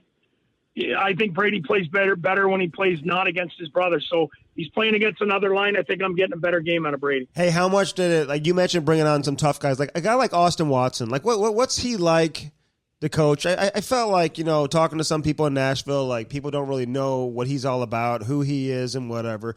Like him, Goodbranson, some of these other people that you brought on board, whatever. How did that change the overall dynamic of your team? Waddy's unbelievable. I had him in junior for a brief stint, and then we traded for Zach Kassian to try and win the Mem Cup, and we ended up winning our second one. But Waddy is he's a completely selfless player that has absolutely no fear in his body whatsoever. If you tell him he's not a tough guy, like he never fought in junior, he had to do this to stay in the NHL. And and if you ask him, he'll tell you that he was willing to do anything to stay in the league.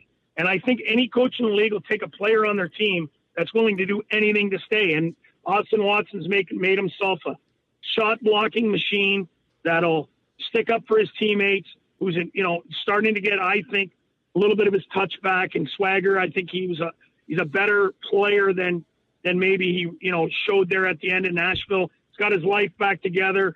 He only lives a couple blocks from me in Ottawa. He's got a couple kids. Things are going really well for him. I couldn't be happier for him, and I would take him on my team any day. Yeah, no, I'm with you. And guys who will play with him say the same thing. Yeah. All right, so listen, we had Mike Babcock on the podcast a few weeks ago, maybe a few months ago, whatever. Yeah, it was a month. And it was an interesting conversation. Like he's interesting. But what was it like for you? I mean, coaching with him, do you feel like you took a lot of things from him that you use? Like, what's your relationship like with him? Do you talk to him often? Like, break that experience down for us. Well, one of the things with him, he's a tireless worker. And, you want to get to the NHL as a head coach, so how do I get there? And, I got to work under a guy like him. I got to work under Barry Trotz, Pete DeBoer. Like, to me, the fastest route there is to go work for a guy that's been in the league a long time, and you can learn and get yourself ready to be an NHL head coach. And, he's up at 6 a.m. He's a guy that, pushes your staff to the nth degree. And it's not for everybody. But at the end of the day, for me, he helped me be ready for my opportunity. He has different views coaching than I. But, at the end of the day, sorry, it cut out there. At the end of the day, at the end of the day, both have different ideas on how to win the game. But what I took from him is how prepared he is and how serious he takes every game. And if you do that in the NHL and you coach every game like you lost your last one, you're going to have a chance.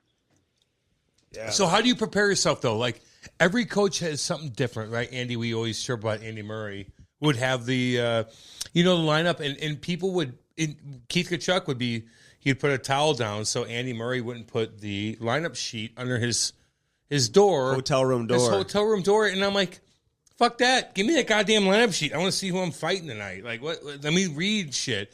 Like, is there anything specific that you do or something unique that you do to get the boys prepared that's different than anybody else? I don't know if I do anything different. I think what I do is I try and create constant, build up to any particular game. And I know it's hard over 82 games, but I think if you go back to junior, when you'd go to London and you felt that there's something extra in the game and, they're good, you're good, they're tough, you're tough. How do you recreate that over and over and over for 82 games? It's hard to do, but I feel the more you can recreate situations where you can motivate your team through anger, through retribution, through whatever the heck it is, you're going to scratch and claw and get more points. And not every coach believes in that, but I believe that you can motivate your team to have a little more jam for every team. Hey, what'd you think of the North Division this year? And, what was it like? I mean, for you, watching some of these games, you're going to see it tonight. The Islanders played tonight. Packed house. We saw it in Vegas, packed house. Now they got to go to Montreal. Oh, God. Back in time. What was it like for you? First off, I mean, do you buy into this notion that the North was weaker than the other divisions? I'd be interested to get your take on that. But just not having fans the whole year, how difficult was that? Well, I think when you have to measure what the hardest division is, it depends what team it is. So for us, that was a lottery team. You know, one of the 7 teams that didn't play in the bubble the year before. Every team we played every night played in that round robin. Mm-hmm. You know, some went on, to the second round or whatever it was. Where if you look at some of the other divisions, you know, like out west, for example, 3 of the teams that didn't play in the bubble all played in one division. So for them, you know, they get to play each other 20 times out of 56 games. So for me, it was better for our team because we got to play, you know, Toronto, Winnipeg, every night, Edmonton. Every night we played a team that was supposed to beat us, that was ahead of us in the standings. We never got an easy game all year. And, you know, what everyone thought, I guess Montreal was the 4th best team in our division, you know, ended up winning it. And here they are 1-1 with Vegas, you know, but there's one thing to be said about Montreal of the teams, you know, outside of us. I think they're the toughest team in the North Division, the biggest, toughest D. They, you know, ultimately right now they have the best goalie. So, I mean, I don't know. It's tough to say what division's better because you never got to play against the other teams.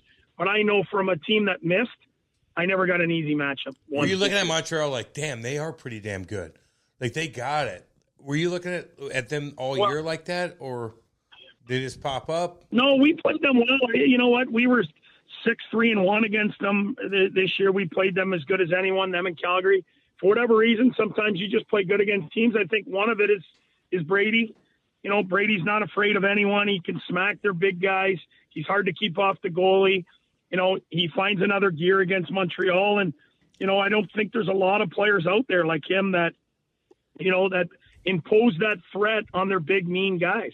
And, you know, as good or as big as certain guys are, Brady, you know, he fought Weber this year. I just think, you know, he creates a lot of issues. He forechecks hard. He hits you. He can fight you. I just think, you know, he was one of the guys that could penetrate some of their toughness. Yeah, that's what you're talking about too. When Brady fights anger, because he was pissed off in that Shea Weber fight. Cam and Strick Podcast here for our boy Dan Bellman with Bellman.com. Yeah, baby. You need some new wheels? Why not get a Cadillac, a Buick, a GMC? Yeah. Head out to Troy today.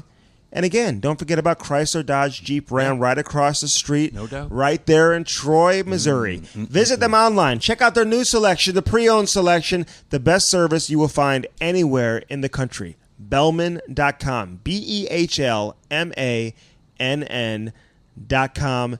Get yourself some new wheels in time for the summer. Yeah. Now back to the interview. Hey, love it. Tell me about this Josh Norris kid. Like, is he a legit, number one center? Is that too much? Like, is that setting the bar too high? Like, there's games I watch you guys play. I'm like, wow, he can be that guy. He can be at that level. Like, this guy is a really good young hockey player. Like, what's his upside? Well, you know what? It is a hard label. When you say one, there's 1A, B's, and C's. You know, when you look at 1A, you're looking at McKinnon, the Barkovs, the Matthews, the McDavids, those guys. Mm-hmm. I mean, they're in a class by themselves. So to put pressure on a young guy to ask him to be that is a lot.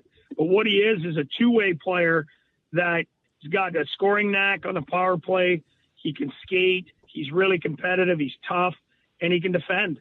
So I think what he's a 1B, as a finished product, more of a 2 probably today. Yeah. But one thing you can do is you can put them out. You can put him out there against anybody, and you're not going to run him out of the building. He can defend you. He can skate with you. He can check you. So, he's our one, but I think he'll only continue to get better. Okay, look, we skate with all the alumni. I invite Andy out to skate with the alumni. And these alumni skates, actually, he does really well. I try to chirp him all the time, but he dangles guys, and it actually pisses me the fuck off, to be honest with you. Matthew Tkachuk, by the way, is my lineman. Sit that fuck out. All right, he doesn't want to be your one. Here's the deal: we were with all the guys, man, and including Jeff Brown, who we absolutely adore. How's Logan doing? What does he need to do? And we see this kid come in. Andy and I. Hold on, one second. We've been skating with him for a long time. He's 6'6". He's a center. He can move around. What does he need to do here to get on that roster? And just be honest with it. Well, the problem is the issue is this year, and he would have had a lot of opportunity. He was hurt the entire year. Yeah. Well, that hurts. He. Well, besides that, what else? Yeah, like honestly, he was every time he was scheduled to play, he got hurt in the minors or something happened. So this was the perfect year to find out, can he play? We think he can play. It's just how much can he contribute? I think he's as good on the power play as anyone out there in any league. The big thing for a guy at 6'6" is the pace of your game.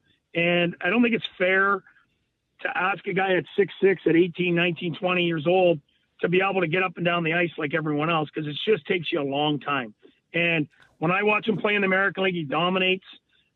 He's just got to show that it can translate into the NHL. And like I said, unfortunate this year that he was injured as much as he was, because when you're injured for a month and you're in a watered down American League this year because of the situation, that you're coming up playing against, or practicing with guys that have been skating in a fast division all year. One thing about our division is fast. Winnipeg's fast. Edmonton's fast. Yep. Toronto's are some fast teams, and then you're coming up, if you were just going back to the American League, it'd be hard after a month off, let alone to have to come right up. There wasn't a lot of games down there. So for me, it was a tough year for him that way. He only got in the one game at the end of the year. And you know what? He's a kid that can make plays. He's big. He's strong. And you'd be crazy to count him out at that size and that kind of skill. Pace of play. Yeah, that's what I write down. So if Jeff asked me in the locker room, pace of play. It's fucking pace of play. Figure it out. Yeah, and well, the game's just so fast. Yeah. The game is just so fast. But you know what? You don't have to be super fast if you can make plays, and you can do that. Unfortunately, he wasn't able to show us that this year because he was hurt. Yeah. Okay. Yeah, so hopefully he gets healthy and he's able to do that. Hey, I was looking at some of your junior rosters when you play junior. And listen, Jesus. and you did put up some points, man. People need to know that. Like, you put up some points as a defenseman, a ton of penalty minutes. The women love them. Listen, and we had Ed Jovanovski on with us. In Windsor, you could get points from anywhere in Windsor. You could flip it from anywhere. The neutral zone was so small. Well, I didn't do it. Except Cam couldn't. Hey, listen. You played with Jovo. He was great when he came out with us. Just a great conversation. But I got to know about Matt Cook. Like, you played with Matt Cook. Like, was he who he was in the NHL back in junior? Did he evolve into that guy? Like, were you surprised to see him kind of get caught up in some of the stuff? Like, I don't know if you guys are really tight or not. Like, what was he like in junior? You know what? I got respect for him, man. He was a 10th round pick to the Windsor Spitfires. He came in and he ran everyone out of the building. And he can't fight, and yet he stood up when he had to and took his lickings. And then, you know what the most impressive one is? He went undrafted, his rookie year, and then we ended up playing Plymouth Whalers in the then junior wings in the first round. And we went to 7 games. He hit Brian Berard about 700 times. And, so, he didn't get drafted. So Toronto invited him to training camp the following year, and I was traded to Toronto, so I went there. He was there. He ran everyone out of the building in training camp. Like, Ty Domi came over and grabbed him and said, "Kid, hit one more guy, you're dead." And he didn't stop. He was hitting Dougie Gilmore, and Toronto signed him, but something happened. They didn't get it in time, or what happened.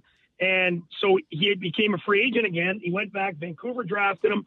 And you know what? I'm not surprised. I just think, the game tightens up. Some of those hits that used to be, 4 minutes back in the day are now 15-game suspension. Exactly. So he played on the edge wire to wire. He's an incredibly explosive skater and hitter that he's one of those, he's not that big frame. Like, he's probably only 190 pounds. And, when he hits you, like, for whatever reason, he just, it sends guys. And, he can skate. He gets there with velocity. And you know what? I got to give him credit for being a 10th round pick, being undrafted. He made a heck of a career for himself. Yeah, well, he doesn't come on our podcast. And as Stevie Webb, no. I'm not that serious, because he's kind of being a wimpy about it. And we're like, come on, we've all had bad hits. But like a Steve Webb, did you play with Stevie Webb back in the day? DJ? No, I didn't play with Webb. He was right before me. I remember him exactly. He got drafted by Windsor in the second round. I know exactly who he is. At least he hit, and he got his ass kicked by Razor and stuff. Like, Cookie didn't fight that much. I know Evander Kane buckled him a couple times, but that's those kind of guys that kind of do piss me off a little bit, and that's why we went him on the podcast, because he'd fucking rock guys, man. But at least Cookie or at least Webby would fight the dudes. But he'd kind of be like, "Oh, I don't know what to do. What happened? I didn't do anything." I don't know. It drives me fucking nuts. But it's all good, man. All good. Well, I know what you're saying. You know what I know what you're saying. Because you're drilling guys, and you want them to own up to the big dog. And he fights a middleweight, and it's like he's getting away with it. The guy he herd's out for 3 weeks, and he got to fight a flyweight. Where who's just there? If I do that, it's Probert coming to get me.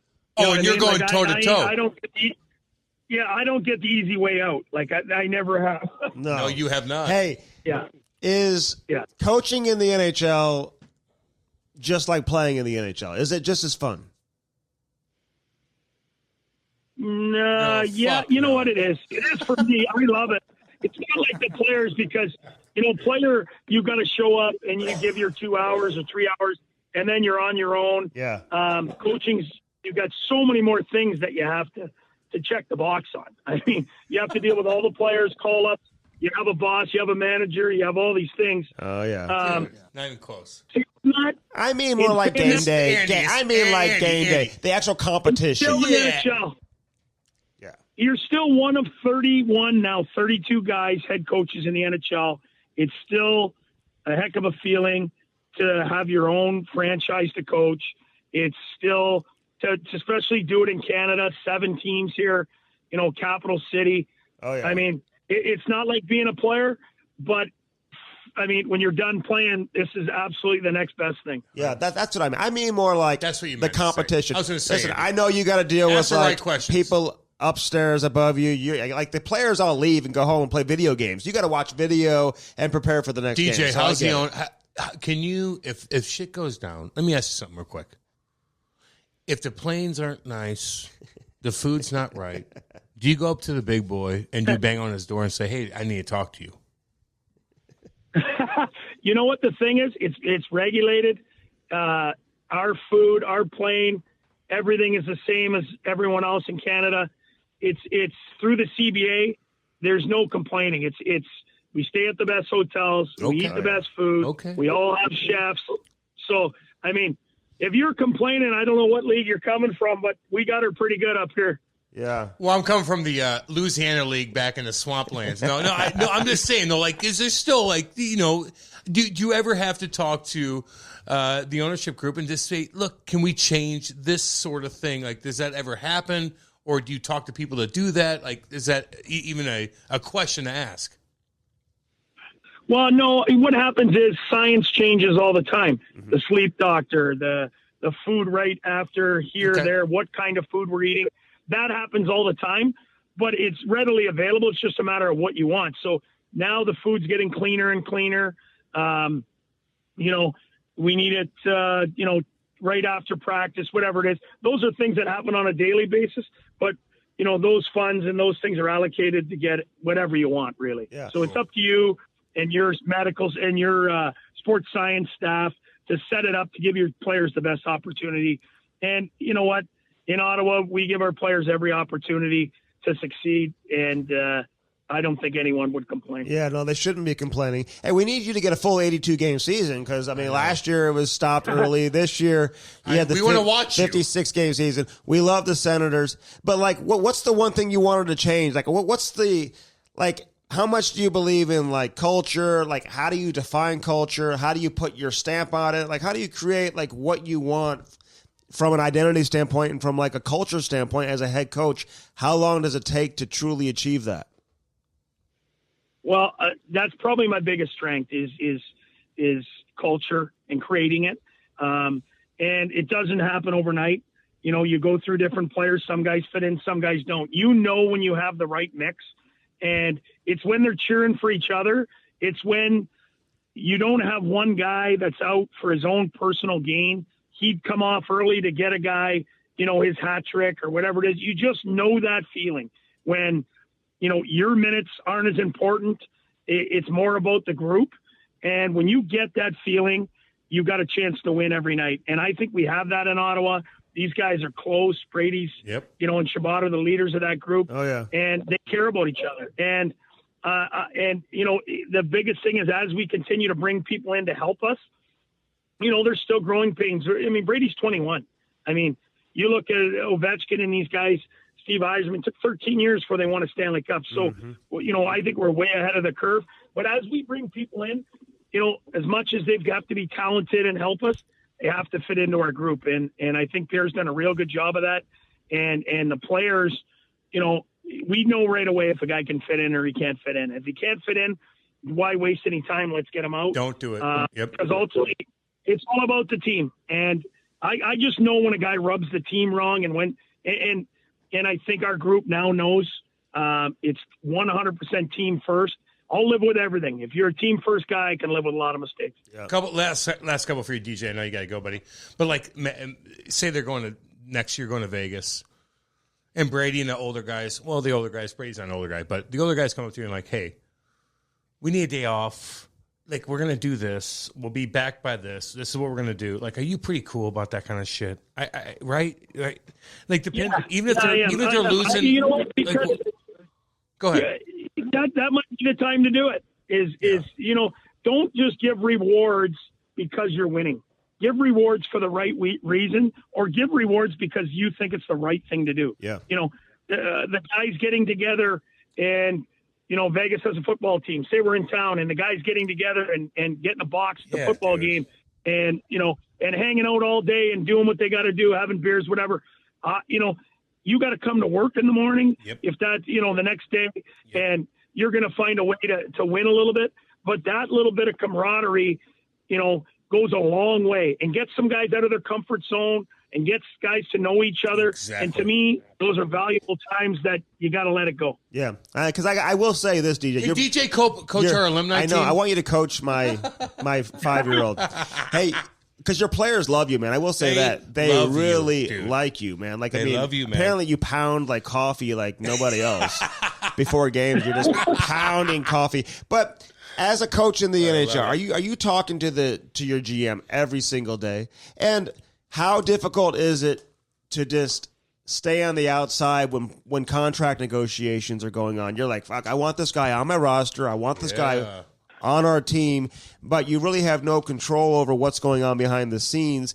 Are you checking in with the GM all the time? Do you talk to your players about it? Do you stay out of it? Like, how do you handle that?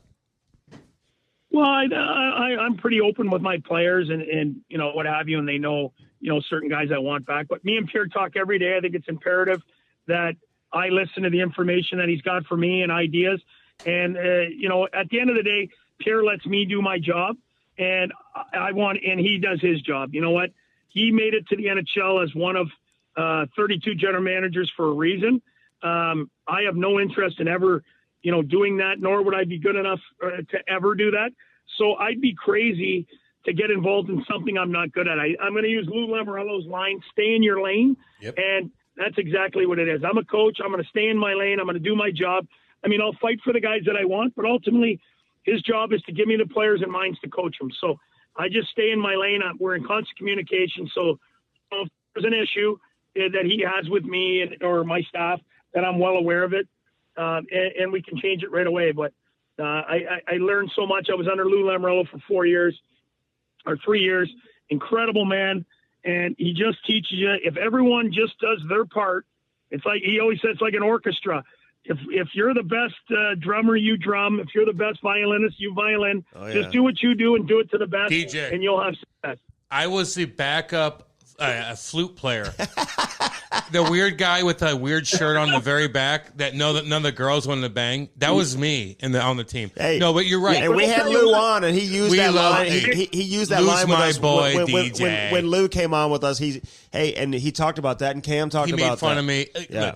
Look, Lou made me a man. My dad, you know how it is. I'll promise you that when you were the backup, whatever you were, the lead singer wanted you in the band every day. I'll tell you that. When he went into Chicago and Detroit, he was looking where his backup flute player was to make sure he was there. And I've played that fucking flute like ba ba ba ba ba ba ba. Yeah. Hey, don't ever say never. Yeah. You may want to be a GM one day, DJ. You may want to be a GM down the road. You never know. You're the man, dude. Everybody loves you. You're doing a fucking awesome job. Exactly. You got such a cool reputation. That's our team. I appreciate it, boys. You're a fucking man.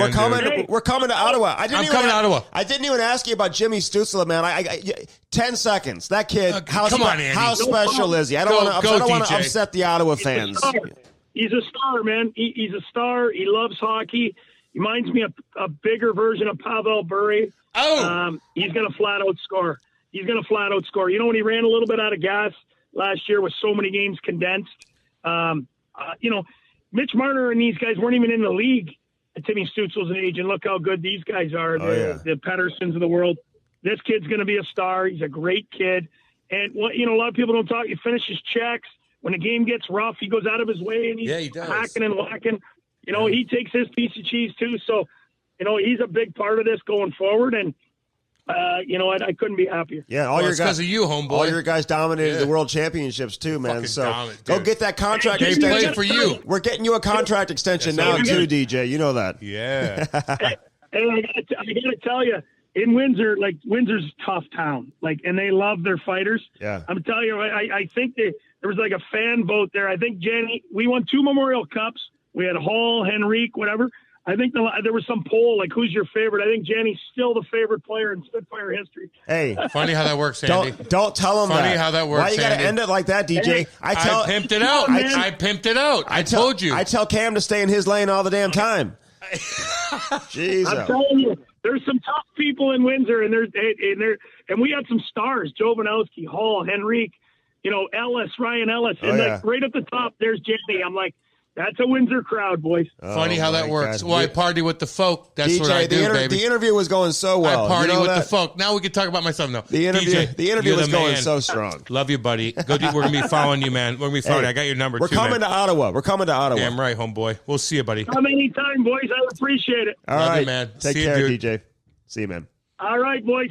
Take Take her care. easy. All right, that was DJ Smith here on the Cam and Strick Podcast, man. Cool ass dude. He was tough back in the day, Cam, eh? Yeah, he was very tough. Look at some of his old school scraps, and he played a lot too. He was quarterback in the power play, penalty killing, captain from Windsor. Like in juniors, like he was like the ultimate badass D man. Yeah. And then he got hurt. I even asked him, like, why do you think he didn't play a long time? You got concussions and stuff like that because he put up a lot of points too, man, as a D man. Yeah. No, he did. He was ultimate. He did in the American League, too. Toronto should have given him an opportunity. I And he didn't get know. one. That's like a perfect fucking guy for you. I know. I don't know. There's They something. He got hurt, dude. That's what he said. Yeah. Well, he did. He don't mess around with those concussions either. Yeah, man. How about talking about how mean Brady Tkachuk is? Like, mean is never like a word that I would associate with Brady because he's such a nice kid, and like Sweetheart. you still look at him like he's like, you know, because you've known him for so long, right? It's just almost like you still see the little kid, Brady Tkachuk, but he's a grown ass man. He's an absolute beast. I mean, this guy is a monster, and he does fight angry. I mean, like you watch some of his fights, and he led the NHL in fighting majors, which is why it's relevant. But it's always like retaliatory, like somebody pisses him off, does something. He goes to the just, like, net. snaps. He snaps. Andy, remember back in the day when you would have to draw out like the team that you're trying to play, they'd say, give me your 3 best qualities.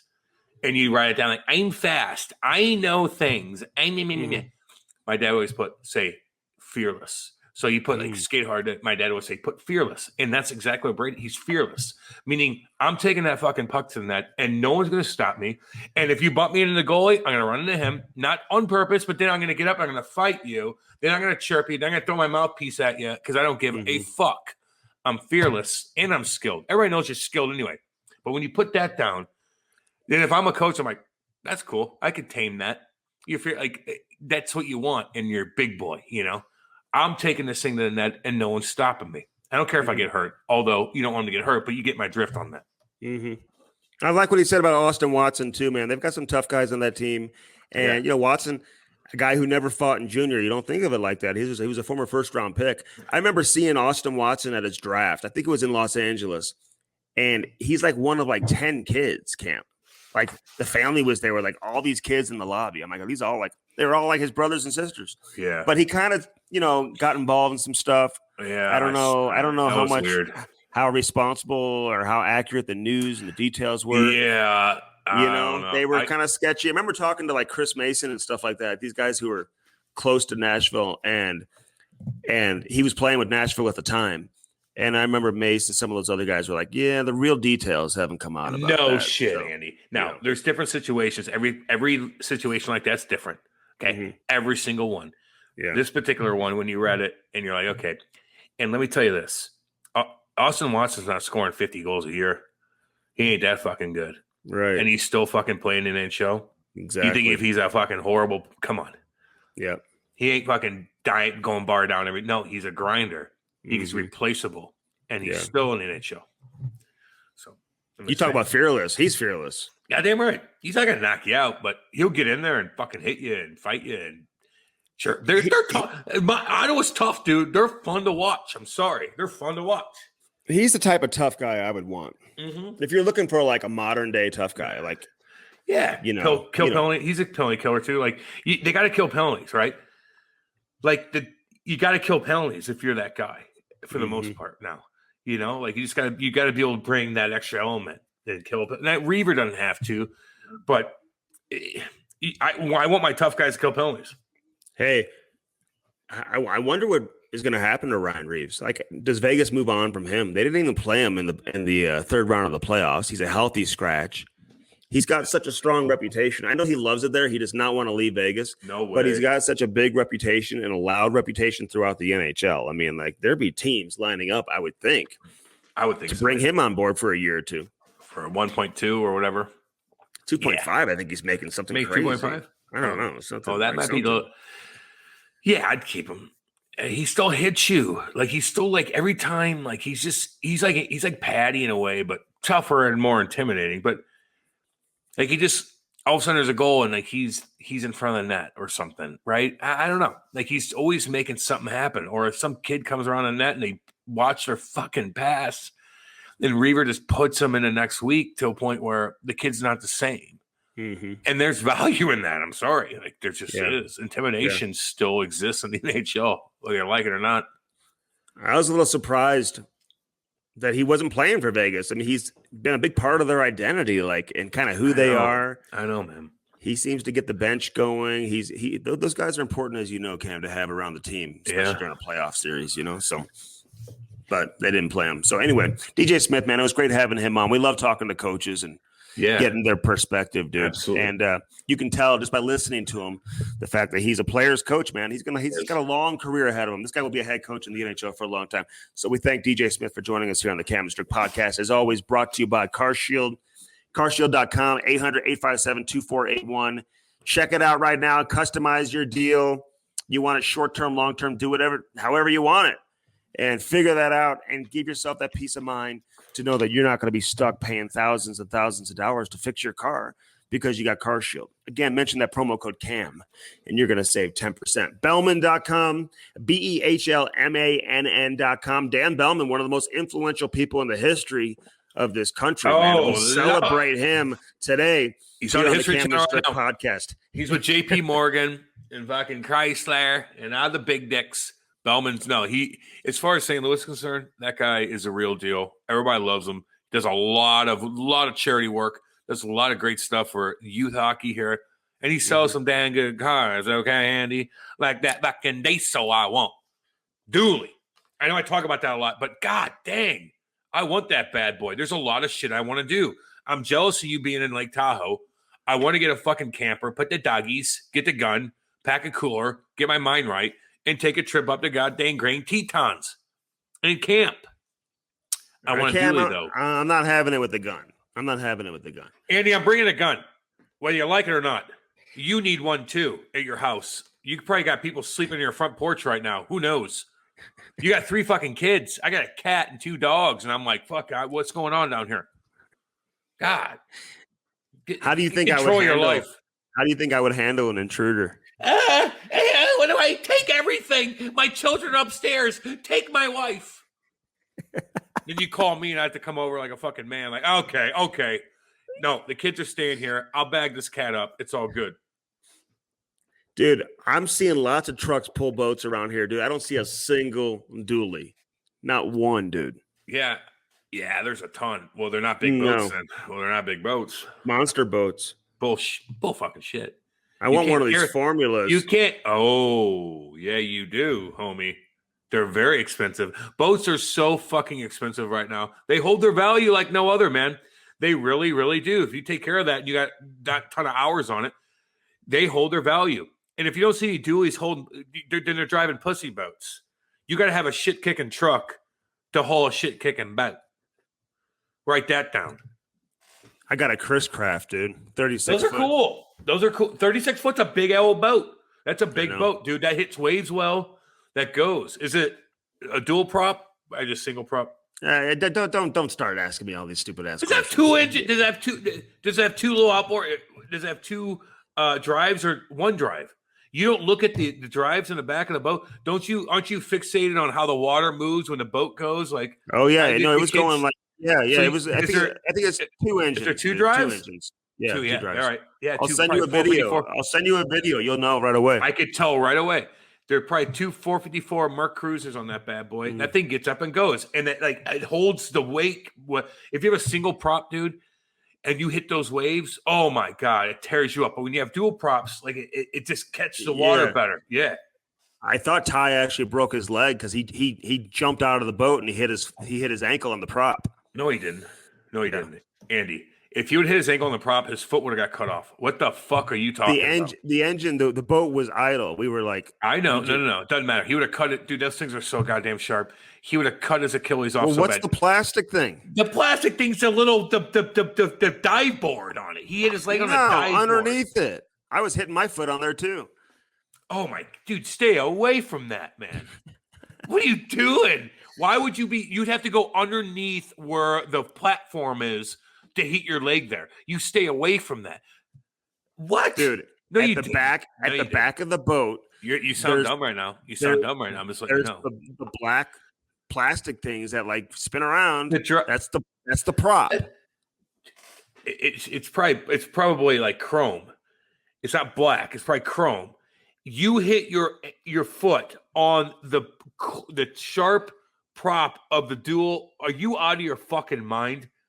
You would cut your leg in half. You'd have to go underneath the fucking platform and kick it. Like you'd have to purposely do it. Well, whatever the hell it is, maybe it wasn't the prop, but nothing. It's that black thing. And I survived it. You sound so dumb right now. I mean, like you really do, dude. You really sound dumb. Sean Vincent, my buddy, he was so wasted. He jumps off his thing. He cut his leg so fucking bad. You can't, dude. They are so sharp. The prop it's a fucno knife, dude. You ain't hitting that. You're dumb. Right, we'll cut this out because I don't. No, you're not. No. We're not cutting this out. You are not cutting this out. You're keeping this in, Brody. So you ain't cutting that out. Again, Dan Bellman. He's got the Chrysler Dodge Jeep Ram on one side of the street. The other side in Troy, he's got the Cadillac, the Buick, the GMC. Check it out online, Bellman.com, 2 N's. Dude, it's the black thing at the end of the boat, whatever the hell I hit it on. You probably hit the fucking ladder, man. It's next to the ladder, to the right and to the left of the ladder. It's probably where you put you tie your rope on, the little thing where you tie your rope on. You ain't hitting you're not hitting the engine, and you're not or I'm sorry, the drive, or you're not hitting the prop. The prop would fucking cut your leg off. Yeah. Sound it wouldn't cut my leg off if I had that Daredevil hockey stuff on there. That's exactly. That's a good segue for a stupid thing. Kevlar resistant fabric. Exactly right. Give yourself a little peace of mind. Put on your Daredevil hockey equipment now. The top layer or the bottom layer or both. Whatever you want to, whatever you're most comfortable with. And again, this is the leading company when it comes to skate laceration prevention, skate laceration protection. There's nothing else that even compares to it. So check out daredevilhockey.com. Again, use that promo code Cam and Strick.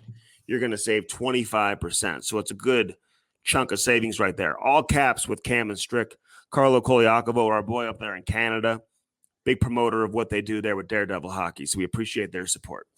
All right, this has been DJ Smith on this edition of the Cam and Strick Podcast, vacation edition. I'll be back for our next. We got some great interviews coming up too, Cam. Hell yeah. Looking forward to some of these big boys that we have coming on. We get the big boys on, and everybody knows it. That's the bottom line. Damn straight. And he might be a nerd, but we get the big boys on. Cam may be a Neanderthal, but we get the big boys. We get the motherfucking big boys on. Cam may be just a big-ass meathead, but we get I don't give a shit. I'm winning awards out here, the puppies. Oh, my God. Yeah, no one else even entered. You put balloons on your dog. It's incredibly horrible how I won that. Balloons. They look terrible. Jesus. They're cute, though. Anyway, walking down the street with balloons on your dog. Yeah, All everybody right. else had not. Okay, go ahead. Let's get out of here. This has Fuck, been I gotta DJ piss again. Smith. Until next time.